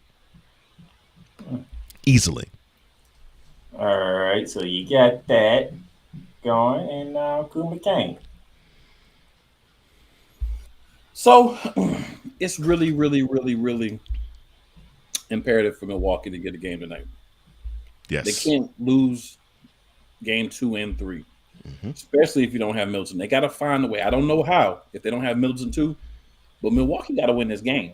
Like, if they want to stay in this series, they got to win this game. Because you can say, oh, well, even if they lose this game, they still got game 4. They need to take the momentum back. Right now, if they had won both games in Milwaukee, then they could stand to lose game 3 and still be good. Can't have back-to-back losses. We already know that Dame time may get 30 or 40, but maybe in one half, right? So he's also got to say in his mind, I'm not going to play a lot of defense anyway. Let's be real, he don't. So he's got to say, I'm gonna take the little bit of energy that I waste on pretending to play defense and save it for offense. He's got to go out there and give them probably 60 points at least tonight for them to have a chance. We need Dame time. We need that dude that took that trash team in Portland all the way to the Western Conference Finals. Got to show up. They don't see him there, and Chris Middleton doesn't play. Even if Chris Middleton plays, they probably still need that. Or without him, they definitely need that. Milwaukee's going to be in a very precarious situation of possibly going back home down 1-3, and that's not what they want. Ooh. Harsh. You got to be real, man. You got to be real. That's not can argue against that. I'm not either. It's cool speaking facts. Bucks, I don't know what you're. Dame Lillard gonna have to go for 30 again and score in the second half. Darn it. Bobby Portis, you better find the Bobby Portis. He needs to find the bucket. You better find the Bobby Portis to show up against my Magic when we could have grabbed the 2 seed from you, and you decided to go for 30 against us. You have the better opponent in the first round anyway. Goodness gracious. I'm making a statement here. It's better your Magic playing the Cavs than they are the Sixers. I'm sorry, my bad. Can I make my point? I'm sorry. I'm sorry. It just was begging for me to say it. I'm sorry. Go ahead. I'm breaking a point where the Bucks needed a win. Bobby Portis was the one. It just happened to go against my Magic.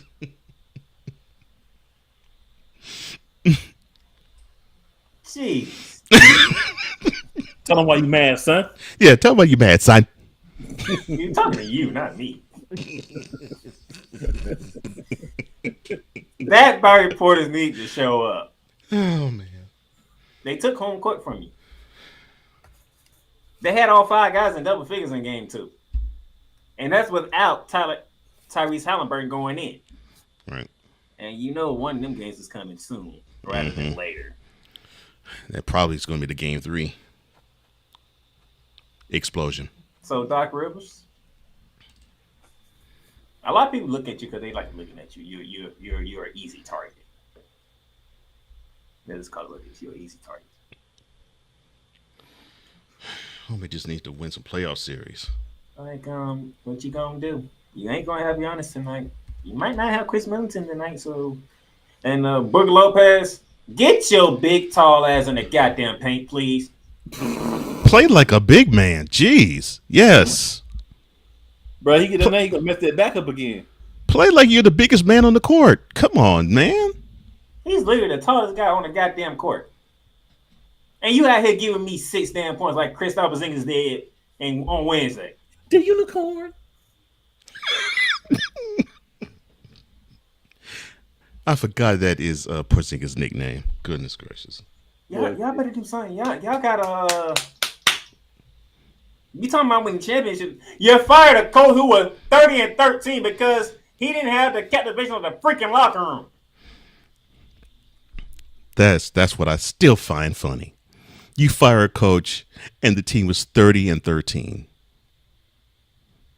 And they've been worse with the supposed reputable head coach that has taken them from that 30-13 record. You know why? Because it was haberdashery to believe that he was reputable. I love that. I gotta write that word down. Haberdashery. So Milwaukee, y'all gonna show up tonight? Because Pacers at home. Indy's gonna be rocking. They are looking forward to this, and that's about an hour from now. A tip off tonight. That's about an hour from now. Let's see. So, what you gonna do? Hold off on print. Okay. Now, instead of doing what I normally, instead of doing what most people do with preview game by game, this is a little different because the 3 of us, we typically don't do shows on the weekend. So, with that being said, based on how you feel about game 3, game 4 will be on Sunday. How we feeling? Well, to me, that's advantage Pacers. And I say it from the standpoint of I think the Bucks took the Pacers slightly. The body language in game 2 was really telling to me because I think they thought, okay, well, yeah, we coasted to this game 1 victory, and Dame didn't have to play a half. Oh yeah, we got this in the bag. And they're going to pay the price because you're dealing with a team of the Pacers. They're young, they're hungry, and they want to be respected. Dare say, and I'm about to throw up, their performance in the in-season tournament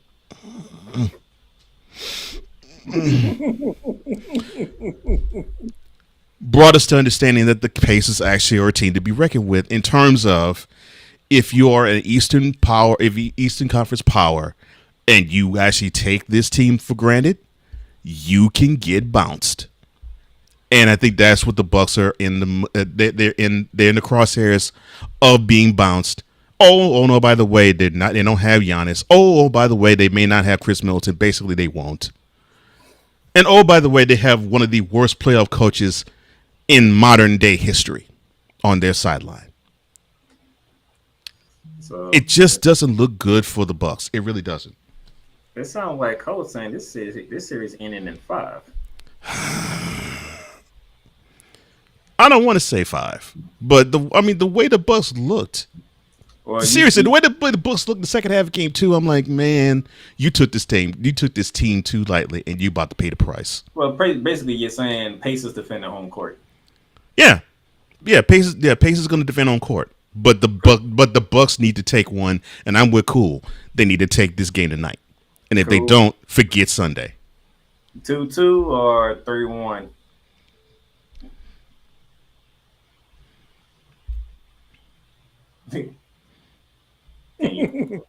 Go like I don't want to answer that.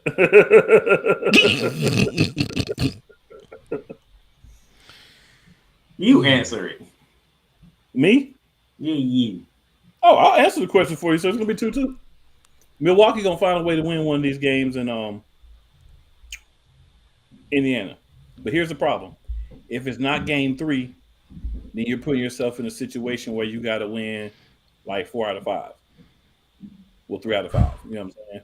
Yeah, 3 out of the next 5. Yeah. Yeah. You don't want to put yourself in that situation because then even if you win game 4, you still got to turn around and beat them 2 more times. Mm-hmm.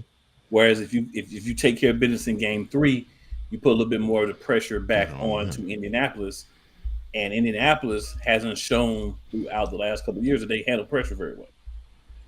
Right? Mm-hmm. So Milwaukee, it's a game of games within the game. And the game within the game is trying to stay up one game. I'm up 1, you come back, you get me. Okay, I get back up on you, get the home court back. You beat me, we still 2-2. I get my 3rd game, I got 2 shots then to finish out the series. You get your 3rd game before me, you got 2 shots to finish out the series. Mm-hmm. Or maybe 3. You know what I'm saying? So that's where I feel like Milwaukee has got to find a way to go 1-1 in Indianapolis to have any shot. And I believe they're going to do it. They have the talent to do it, yes. It's just that mental makeup to me and the hunger factor of the Pacers that gives me pause. But see, the Pacers are going to let you in because defensively they don't give up monkeys. You know what? 100. No. You get no argument out of me on that. I wish the defense was better. I agree with you, man. Yeah, that's why I said Damian Lillard can take a little less pretending to play defense and just use the energy on offense because it's not like they're gonna play defense on him. Right. All right. So what I'm gonna do, I'm gonna put our next series we're gonna talk about on the full screen because I know once I do it, Cole Johnson's gonna laugh because he's gonna come after me. Our next series we're going to talk about takes us to the city of Dallas.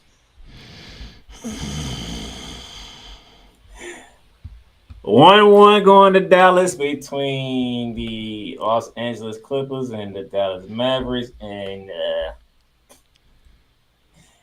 here we go, 8 p.m. tonight on ESPN after Milwaukee and Indiana.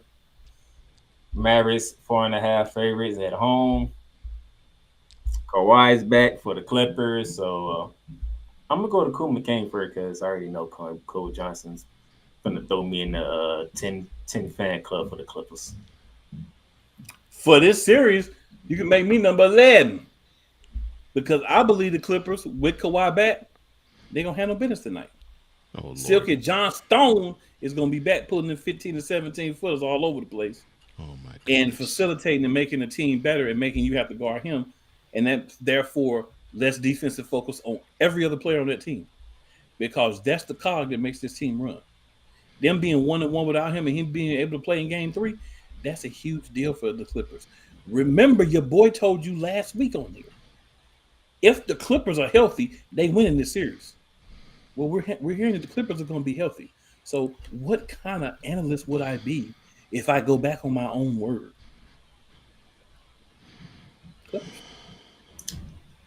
Clippers, you have to win on the road anyway, so you might as well take this one tonight. You got to win on the road anyway. You might as well take this tonight. So yes, sir. I'm going to take that off because I know if I know Coach, I was like I know he's going to go ahead and talk about games 3 and 4 anyway because it's the Clippers we're talking about. So there you go. See, I really wish this was wrestling. Why? Because we're talking about 2 teams who I could give 2 craps about. And if double eliminations were possible, I'd be so happy. and we could give OKC a bye into the conference finals. Since unfortunately this isn't wrestling, this is basketball, and we got to have a winner. Look, the Clippers have the more talent. I would be sitting here acting like Bobo the fool if I were to say that the Mavs have more talent than the Clippers do. The Clippers are loaded with talent. The Clippers are loaded with with star talent. Probably more than any other team in the Western Conference at least. And they should, and I agree with Cole, they should advance because if they're healthy, there's a team with the exception of the Nuggets and maybe the Timberwolves that can handle them in the West. I don't think this team is healthy. And I put it this way. So they played without Kawhi in game 1. They won by double digits against the Mavericks. Kawhi Leonard was on the court. It was a defensive battle, which I was surprised. And the Mavs won it. I don't think this team is still fully healthy. Just because they're on the court does not mean they're healthy. And the reason why I say that is I remember there was a series where I think it was the Clippers Jazz 2021 Western Conference semifinals where Kawhi was jamming. I mean, he was balling. I mean, he was giving the Jazz the blues. And then he disappeared like Houdini. And credit to Playoff P. He brought the team to the first conference finals in franchise history. And they gave the Suns a tussle, but they just weren't able to bring it on home and go into the NBA finals. This team is ancient. This team is old. I mean, you got George who's over he's over 30. You got Kawhi who's over 30. You got Westbrook who's over 30. You got Harden who's over 30. One of them busts is going to get hurt again if it isn't Kawhi himself. And because of that, I actually don't see the Clippers getting out this series.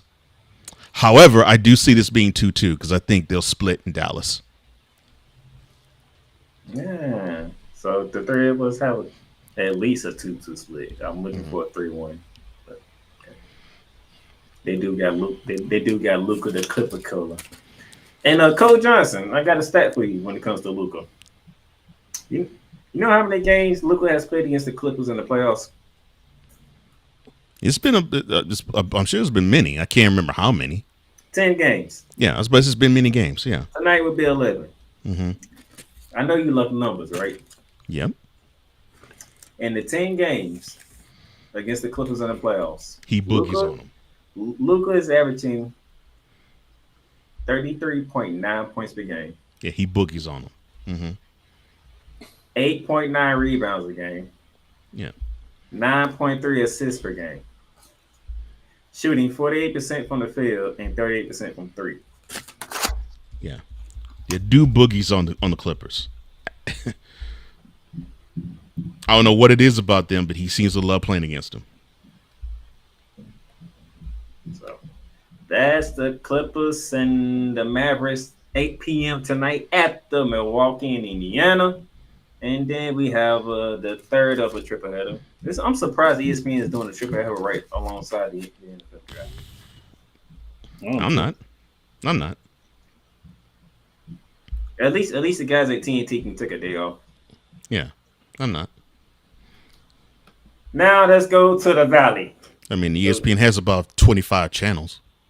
And when we go to the Valley, I'm talking Phoenix, Arizona, game 3 between the Minnesota Timberwolves and the Phoenix Suns. And Bradley Beal.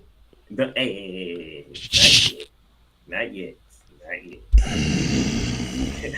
I know it. This is 2-0 Timberwolves way. Game 3, the Phoenix Suns are favorite to win game 3 at home over the Minnesota Timberwolves. Interesting. But yes, the only thing the Minnesota Timberwolves did was defend home court. Let's see how they does. And game 4 would be Sunday. So real quickly, Cool McCain. We're gonna make this short and sweet. Kevin Durant is about to go 8 poop at home. Devin Booker is about to actually look like a guy that should be on the Olympic team at home. Bradley Beal may or may not play. We know he get hurt more than Zion Williamson. Minnesota's role players are not going to step up in Phoenix. Phoenix's guys are going to actually play to help. And Phoenix is about to win both of these games at home. We're about to end up 2-2 up out of here. And it's going to be if Minnesota can defend home court or if Phoenix can get one in Minnesota. All right, Coach Johnson, Cook. Bradley Beal, you better show up, son. Because how you were in the Twin Cities, that is not how it's supposed to go. They rolled that money. They rolled that Brinks truck in your direction to lure you out of the district for moments like this. And the first 2 games of you being a Sun in the playoffs, you got sunned. Come on, man. This is not how you're supposed to go. And then we got Devin Booker. Well, I would give you the pep talk, but I know that you will play under 2 conditions. And those 2 conditions are if the game's at home and if it's not an elimination game. Because if it's not either of those 2 scenarios, you disappear faster than David Copperfield. So I know you're going to show up. I'm not worried about Durant. But Bradley Beal, bring your game, son. Come on now. You can't let Nurkic be the guy who's doing all the work, man. You got to do the work with him. And Nurkic isn't the guy that you're supposed to have to do all the work. He's supposed to just clean up on the glass and give you points every now and then. But you're allowing him to actually pick up your slack. Dude, no. Don't do that, son. Now, for the Timberwolves, they were mighty impressive all of game 1 and the second half of game 2. I love the fact that they're willing to play D and they're willing to beat teams down in the front court. I like that. We need more teams like that. We need more teams who want to be big in the front court and just show that they can dominate. I love that. What I think will happen, though, and I think we sort of had a portent of things to come in game 2 when you had Karl Anthony Towns pick up 3 fouls in the first quarter. He won't have the home cooking, and although he's a veteran now in the league, he's going to play like he is wet behind the ears and the breath is still smelling like Similac. So I think he's not going to be effective like he normally would be. Gobert will be fine, but he won't score like he has been, though. To me, the key is McDaniels. If he can score more, if he can step up and score, then I think this pressure would be on the Suns to actually hold home court. However, McDaniels is considered a role player. So when that happens, normally the rule of thumb is role players don't do as well on the road as they do at home. So it makes Anthony Edwards' job extremely difficult.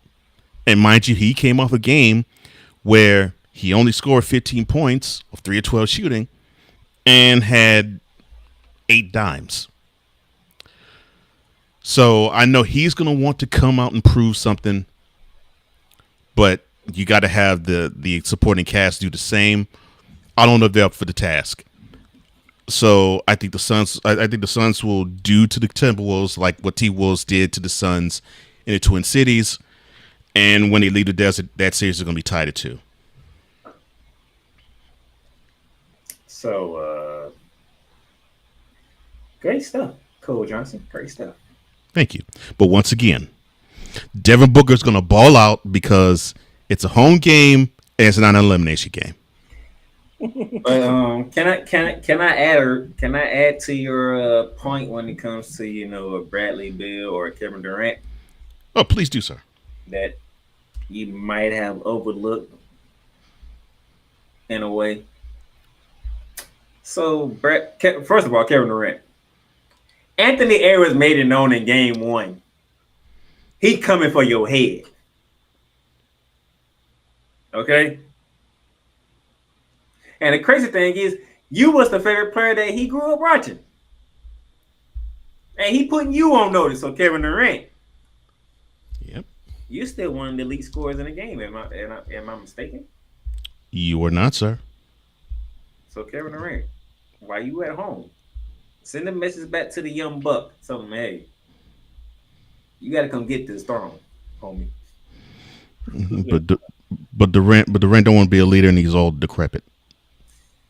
Now, Kevin Durant need to go out there like the Rock. What you say, boy?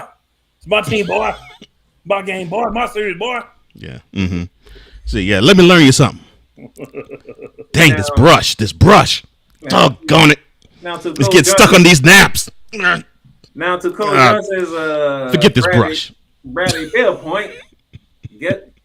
Guess who's injured and most likely not going to play in this game. How convenient. Who was that, sir? Grayson Allen. Anyway, who I can say who's actually been the better running teammate for Kevin Durant than the other two. Which is true, but the white thug needs to be on the bench. Thug love. Cole is saying that for other reasons outside of basketball. Well, no, it was within basketball. Even though it happened on the court. Yeah. Thuggish act from a thuggish actor. But it wasn't basketball. Great. But it's not basketball reasons, is my point. Well, true. Because he wants to be a thug. He want to hang out with Draymond Green. Ever since he's been in Phoenix, he's been the one that actually shows up. Yeah, he actually found his shot. I'm like, oh, wow, okay. He must lead out because the way that he twisted his ankle, oh my gosh, that did not look good whatsoever. That's after he already had injured it earlier. So Bradley Beal, do you want to step up for once? Please. And remind people why when you was in the nation's capital, why you was that dude in Chocolate City? Chocolate City. Best thing that the Negro Night ever said.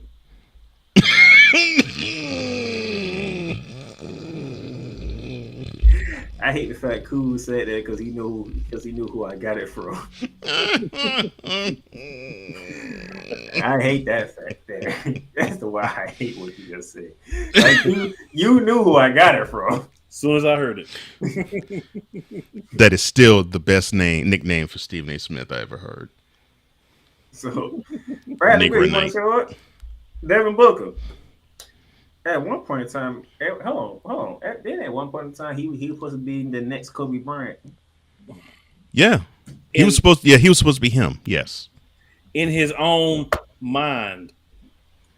Well, now that we know, it basically now is his own mind. But yes, I always knew it was in his own mind. Yes, that Mavs series in the conference summer finals back in 2022? Well, they say he played light skinned dude basketball. Is that what they say? Yeah, so yeah, he was balling out, and then Game 7 happened, and he disappeared. Bad.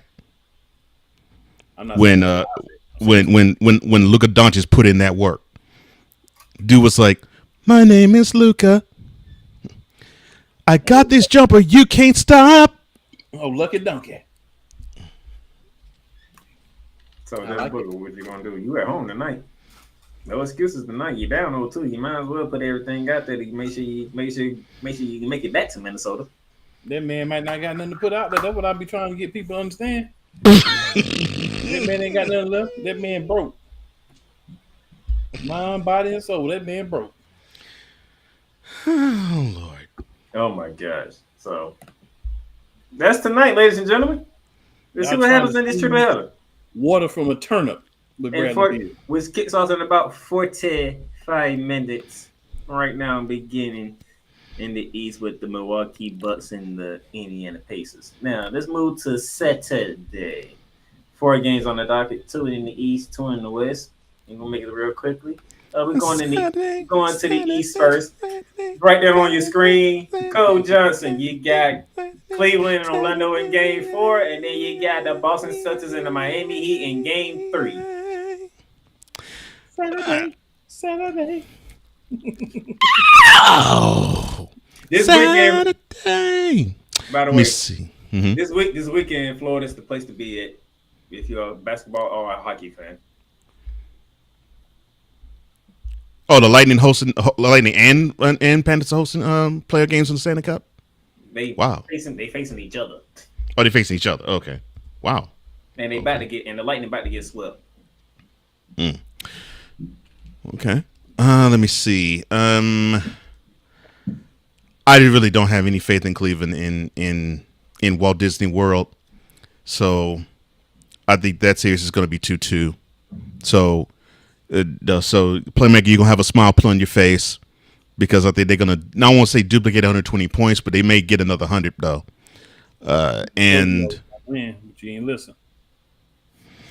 And well, I still think Cavs gonna win the series, but because I just think the Magic don't have enough experience, and I think they're still a little wet behind the ears. They still have the breath smell like Similac.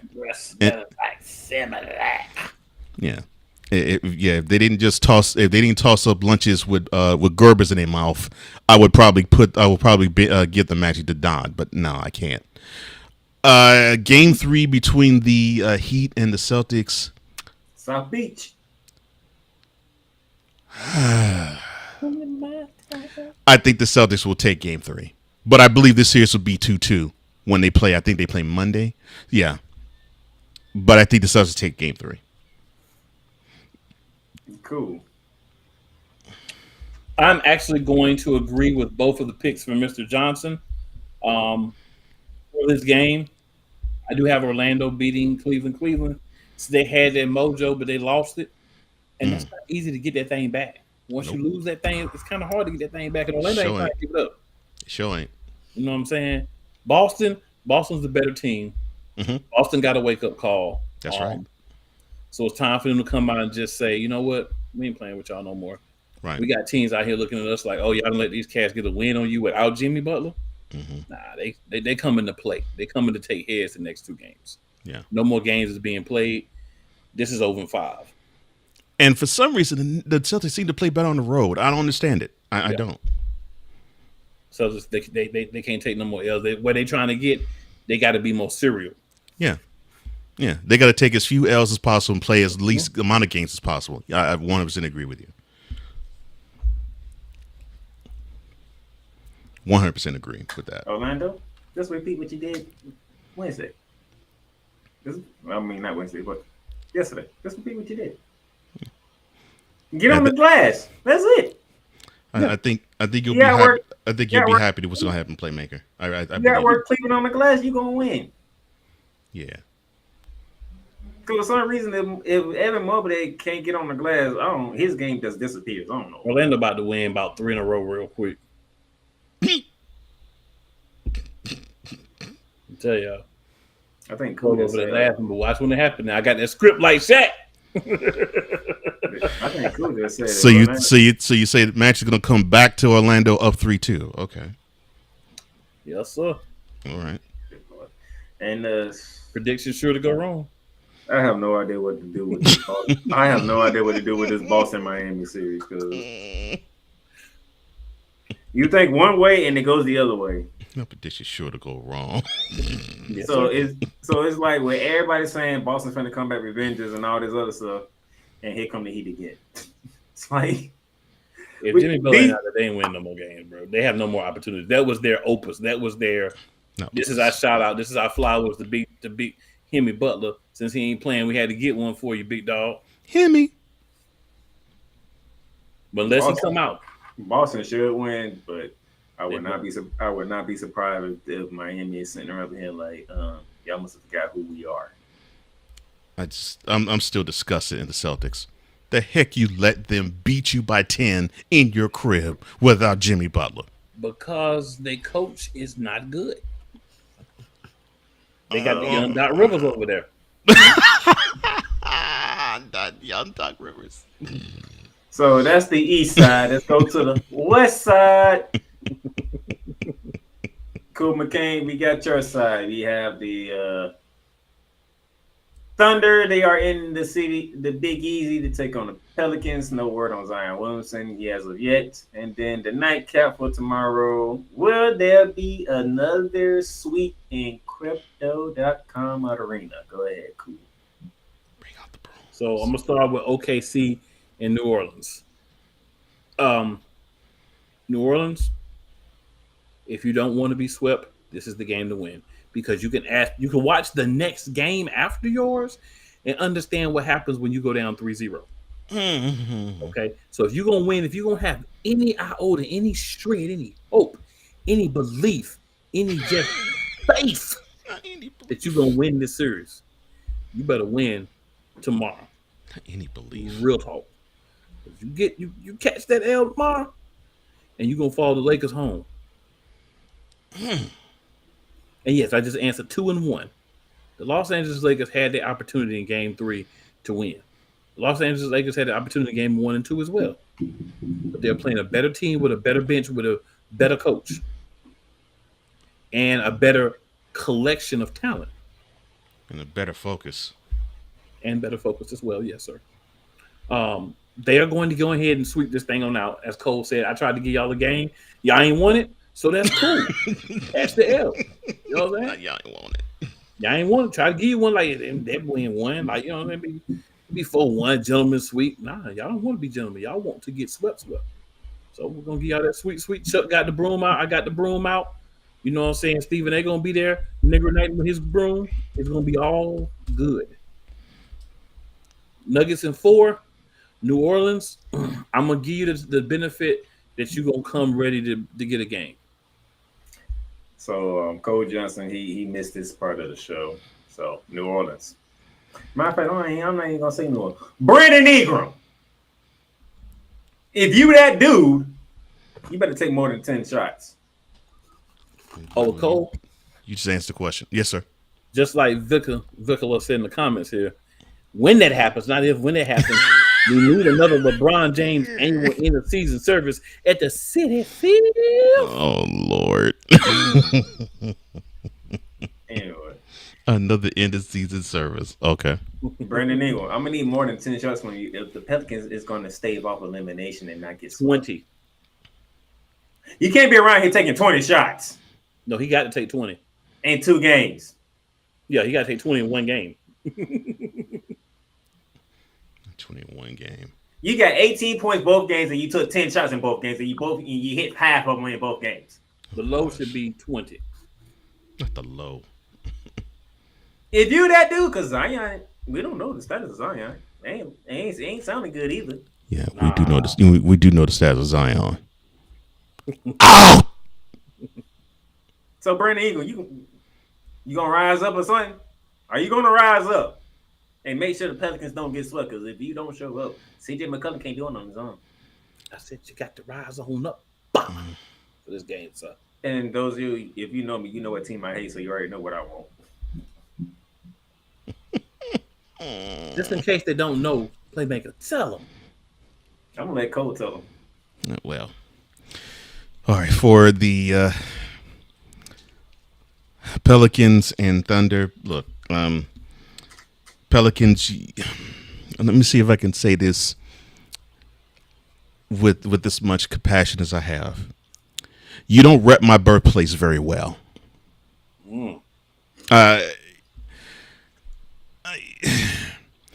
You show signs, you show flashes, and then you revert back to being a team that just does not know what to do, as if you have 4 heads on your body. I don't understand it. You played great defensively in game 1, but you couldn't buy a bucket. And this is what. Let me go back to game 1 of this series for a quick second. So it's tied in 92. You got the ball. You decide to chunk not 1 and get a rebound, not 2 and get a rebound, but 3 errant 3-pointers and not try to get a better shot any of those 3 times. This was a game where the points were coming at a premium, and you should have tried for a better shot. And I don't mean a 3, I mean a 2, because they were giving it to you almost all game long. And you were hitting some, but you weren't hitting any in the fourth, and you decided to just chunk up shots. That's what I'm talking about. And then, well, we shouldn't even talk about game 2. This is your opportunity to do something. Anything. Because, let's be honest, the Thunder is long. The Thunder is talented. Well, with all due respect to someone who claims that Shea Gilgeous Alexander is a fraud, dude is an MVP candidate.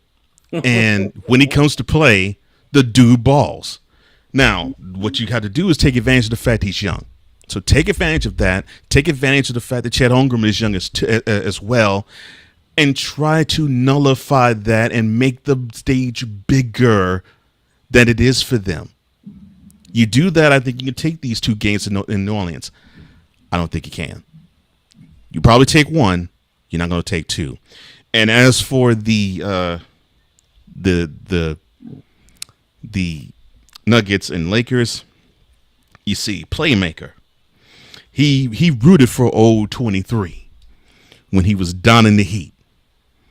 And then when he left the Heat, he basically was like, forget 23. And he basically was maybe a quarter of a step above old Snowman in saying that LeBron James sucks as a basketball player. Now, Playmaker doesn't say blasphemous stuff like that. He gives LeBron his props. He just can't stand him because he's on that team. And I understand it. Because I root against them many a day too. And I'm going to root against them tomorrow night too. Why? Because you hideous bronze sexuals need to shut all the way up. You know that ain't gonna happen. Once he gets something, I'm like, all right, my king finna get another gold medal though. I don't give a crap if your king gets 50 gold medals. When it comes to basketball in the NBA realm, he can't play 82 games. Oh, I had a conversation with a bronze sexual. And I was making the point saying that, well, you all are claiming this guy is all world and all elite and all that, but I said he is long from the 2012 to 2016 version of him. He's not that guy. The people don't, the league doesn't fear him like they did then. They fear him then, not like Jordan, but they did fear him. They don't fear him like that now. And I had a clown respond to me, having the nerve to opine, quote, long? What do you mean long? I said, sir.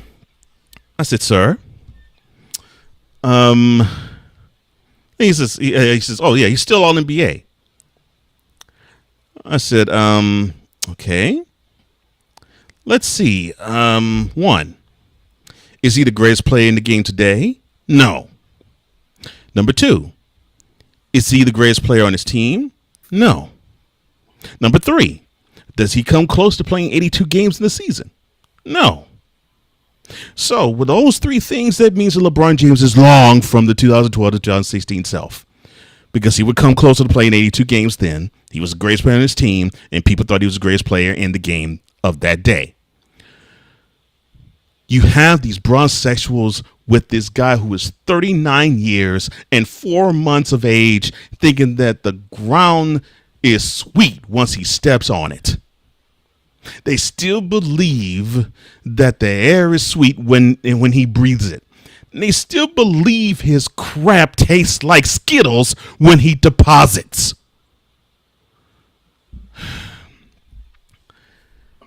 And it irks me to no end. That's why whenever any of the teams that he's on, and it makes it even better that he's on the Lakers now, when they play their last game of the season, My NBA season is made. It feels so good to hear the words, the LeBron James-led team is no longer in the playoffs.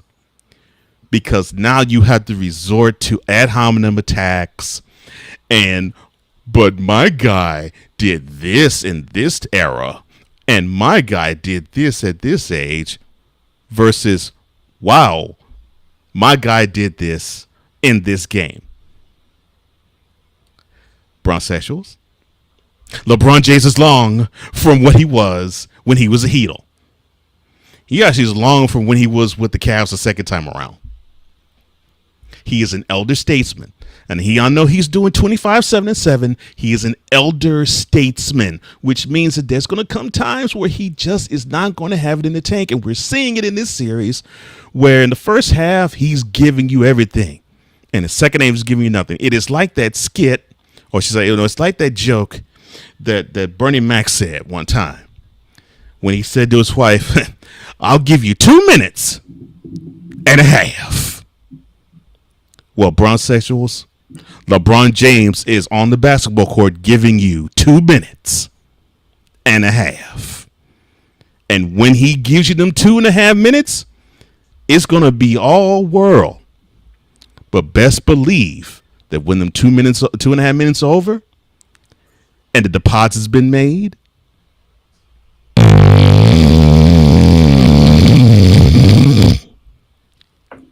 Yo Kang is going to sleep. And so are the Lakers. Bye-bye. Get the brooms. R.I.P. Bernie Mac. Bernie Mac has made my show. Oh my gosh.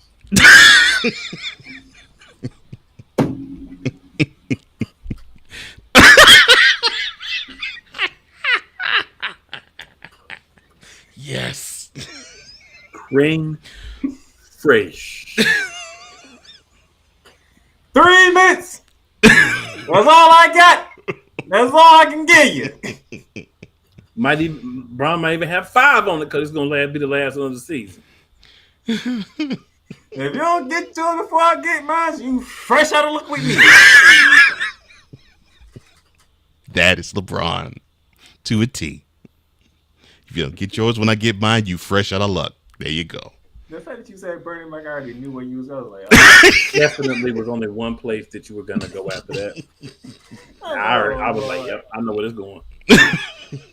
1,000 percentages. Mm-hmm. Percentile was very high. Oh man. Real quickly, Damon says, question, can somebody please explain to me why Clippers have a television series on FX? What? What have they done to earn a TV show? Probably Steve Ballmer.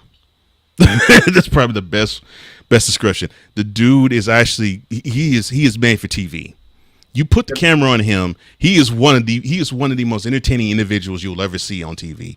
And of course, they have the new arena that they're building in Inglewood. So yeah, they're chronicling their last year.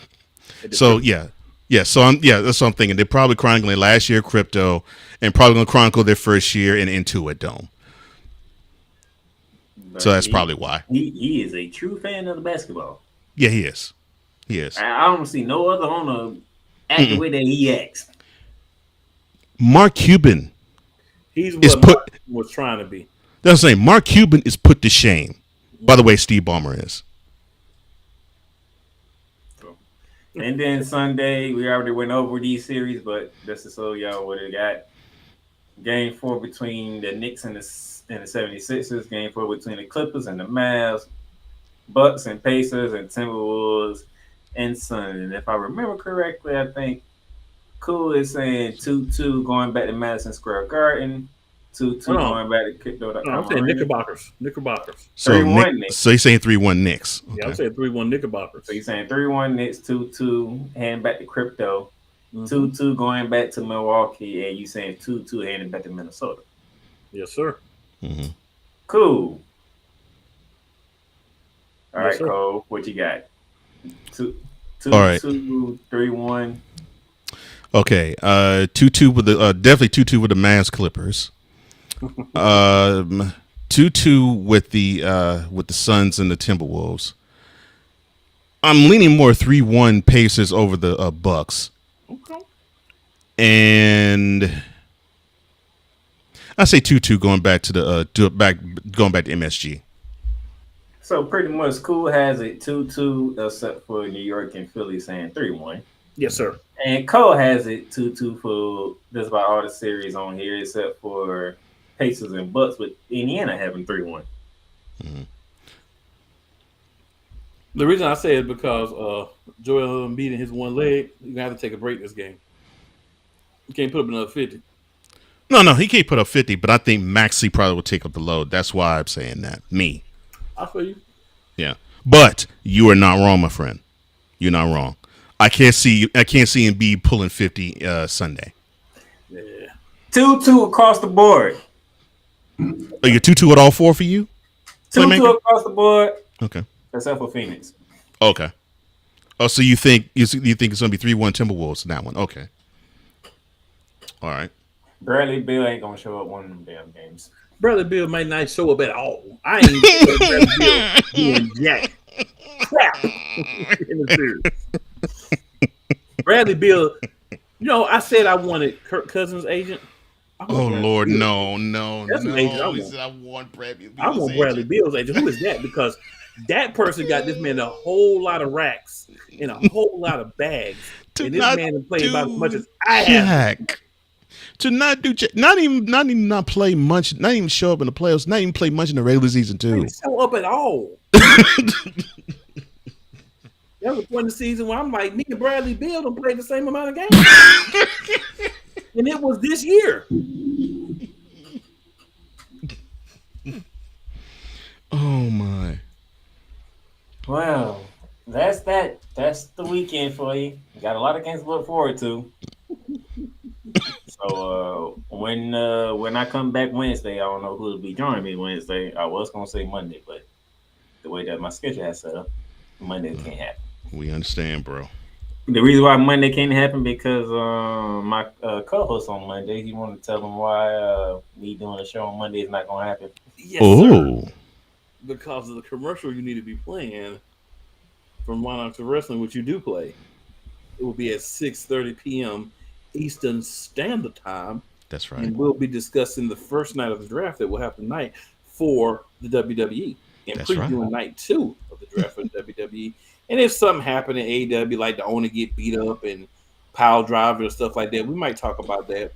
And I'm sure Jordan Grace said a couple of things for us to talk about. And he was in the draft room with her net brace. Yeah, I was about to shout out to Tony Khan in the Jaguars war room wearing a neck brace. But because of that nose candy that he forgot that he actually had pain in his neck. Because when you on them different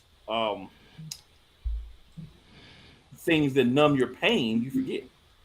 Oh Lord. Pain numbing substances. When you on those uppers, you be forgetting. And TK is definitely an upper guy. But funny thing is, I said Monday, right? That's why you don't. Yeah, you said Monday. I think a show debuts on Monday. There is?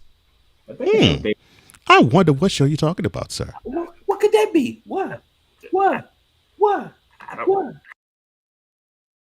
The largest egg producer finds bird flu in chickens at a Texas plant. Weather. Devastating tornadoes rip through the heart of the United States. Inspiration. A breast cancer survivor completed the journey of chemotherapy and now begins a future one of matrimony or sports. Michael Jordan is shown on a photo with Diddy. LeBron James has a video extolling the virtues of a Diddy party. This has been yet another Beating a Dead Horse presentation. We got you covered. BS3 Network proudly presents The Morning Shift with Cole Johnson. Live every weekday morning beginning April 29th at 8 a.m. Eastern, 7 a.m. Central.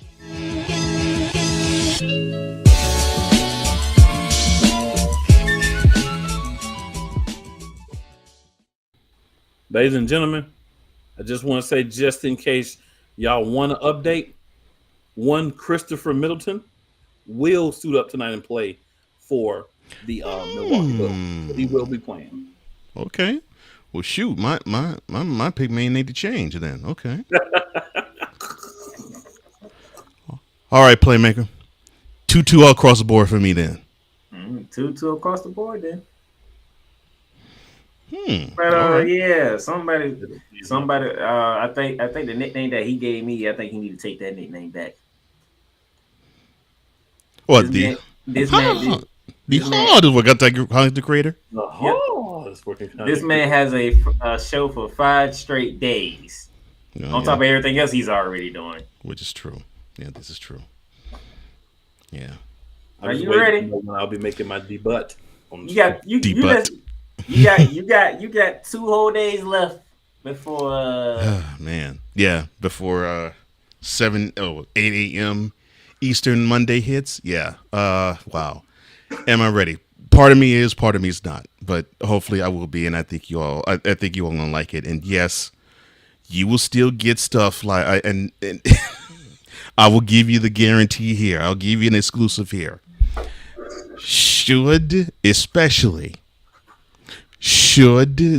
Nuggets sweep the Lakers, should they beat them tomorrow night, next week you will receive a LeBron James / Bronsexual annual homegoing end of season funeral service at the City Field. You'll receive that on the morning shift. Complete with a eulogy and salutations. Salutations. Love it. This man here in this City Field.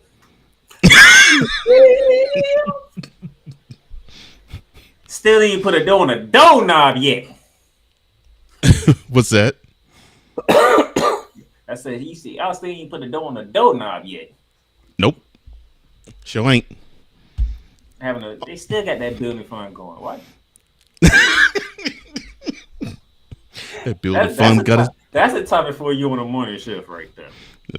Oh God, churches and the forever never ending building fund. Yeah. Building fund, no building. Yeah. I might actually have to touch on that once. Yeah, Damien. Yeah. Yeah, I want you to see it because I will definitely bring it. Oh. Yeah. Oh my gosh. I'll definitely bring it. Yeah. If I get what I want tomorrow, I know I'm going to hate that part of the show. What do you mean you're going to hate that part of the show? I hate it when you did it on Snowman. Well, I for one loved it. Why you think I avoided? You forgot the reason why I avoided Wednesdays? I love this. Sexual confessions. I mean, you just do that about once every 3 months. I'm good, but City Fifth. Oh yeah. Oh man, yeah. I'm gonna have to brush up on the Paso. Hey, I remember Cool was like, "Why you don't never come on Wednesday? Because I don't have time to deal with you and everything that's LeBron sexual." I mean, I feel it though. Like I ain't knocking Playmaker because sometimes you do be like, "Come on, bro," with the Brian sexual joint. But City Fifth, that's like it's Brian sexual part of it, but it's like a whole different thing too. Mm-hmm. No. When you said that, you're not talking about Cole Jones. You're talking about the other guy. True. You're talking about the other guy. True. Yeah. Yes, he is. City Field. Oh man. But yep, Cole Johnson will be debuting the morning show, the morning shift, this upcoming Monday as my co-host on Monday nights. Yes, Monster Wrestling, 6:30 p.m. Eastern Standard Time. I'm looking forward to that show too. Recapping SmackDown's WWE draft. By the way, those of you who don't know, all the champions are protected, so the champions are staying on their brand. Oh, and yes, I will say this on recording. Both of you have standing invites. Well, Cool knows this, and you do to a degree too, Playmaker. You both have standing invites to be a guest on the morning shift. I look forward to it. I might pop up Monday. You never know. Oh. So there you have that. So yes, I'll be talking wrestling Monday. So that means y'all probably won't be seeing me till Wednesday, and we'll see if one of these two or somebody else will join me Wednesday, or I'll be going solo like I did this Wednesday. Yeah. But outside of that, this weekend's gonna be fun. Yeah. Somebody gonna do something that one of us three ain't gonna like. If a certain team get bounced out this weekend, we all gonna laugh. We sure are. One and one's gonna laugh harder than the other two, but yes, we'll still laugh. We'll still laugh hard. I don't think you're talking about you. I think you're talking about me. I agree. He's talking about you. Mm-hmm. I think you're talking about me on that one. Mm-hmm. I know he's talking about you. Mm-hmm. And if a couple of teams let the series go back to their place at 2-2, they're in trouble. Oh Lord! Another Bernie Mac reference. So I'm proud of you, bro. But until then, that is Cool McCain down there at the bottom, representing the reigning, defending, undisputed NBA World Champions. Up there on the top right, that is the man, Cole Johnson, who will be adding more workload to his workload. Yes. And for me, the Playmaker here, signing off. Enjoy your weekend. Like Pat McAfee say, be nice. You'll never know, it might change somebody's life. And we out. You've done great. But you can't stop here. You can't stop now. You gotta keep going. Through all your trials and your tribulations, you gotta keep pushing. Now, finish your canvas. Yeah, gotta get it out the mud, that's the only way to win. Who am I to point the finger like I never ever seen? Been through the ups and downs like the letter N. They don't let you through the door, better kick that again. Cause that's the only way to win. That's the only way to go. Gotta get it out the mud. Gotta get it out the flow. Cause that's the only way to go. Let's go. Thank you for tuning in to today's episode. If you want to follow the podcast, you can follow it on all streaming platforms, including Apple Podcasts, Google Podcasts, Spotify, Stitcher, and a whole lot more. This has been Shooting Lights Out.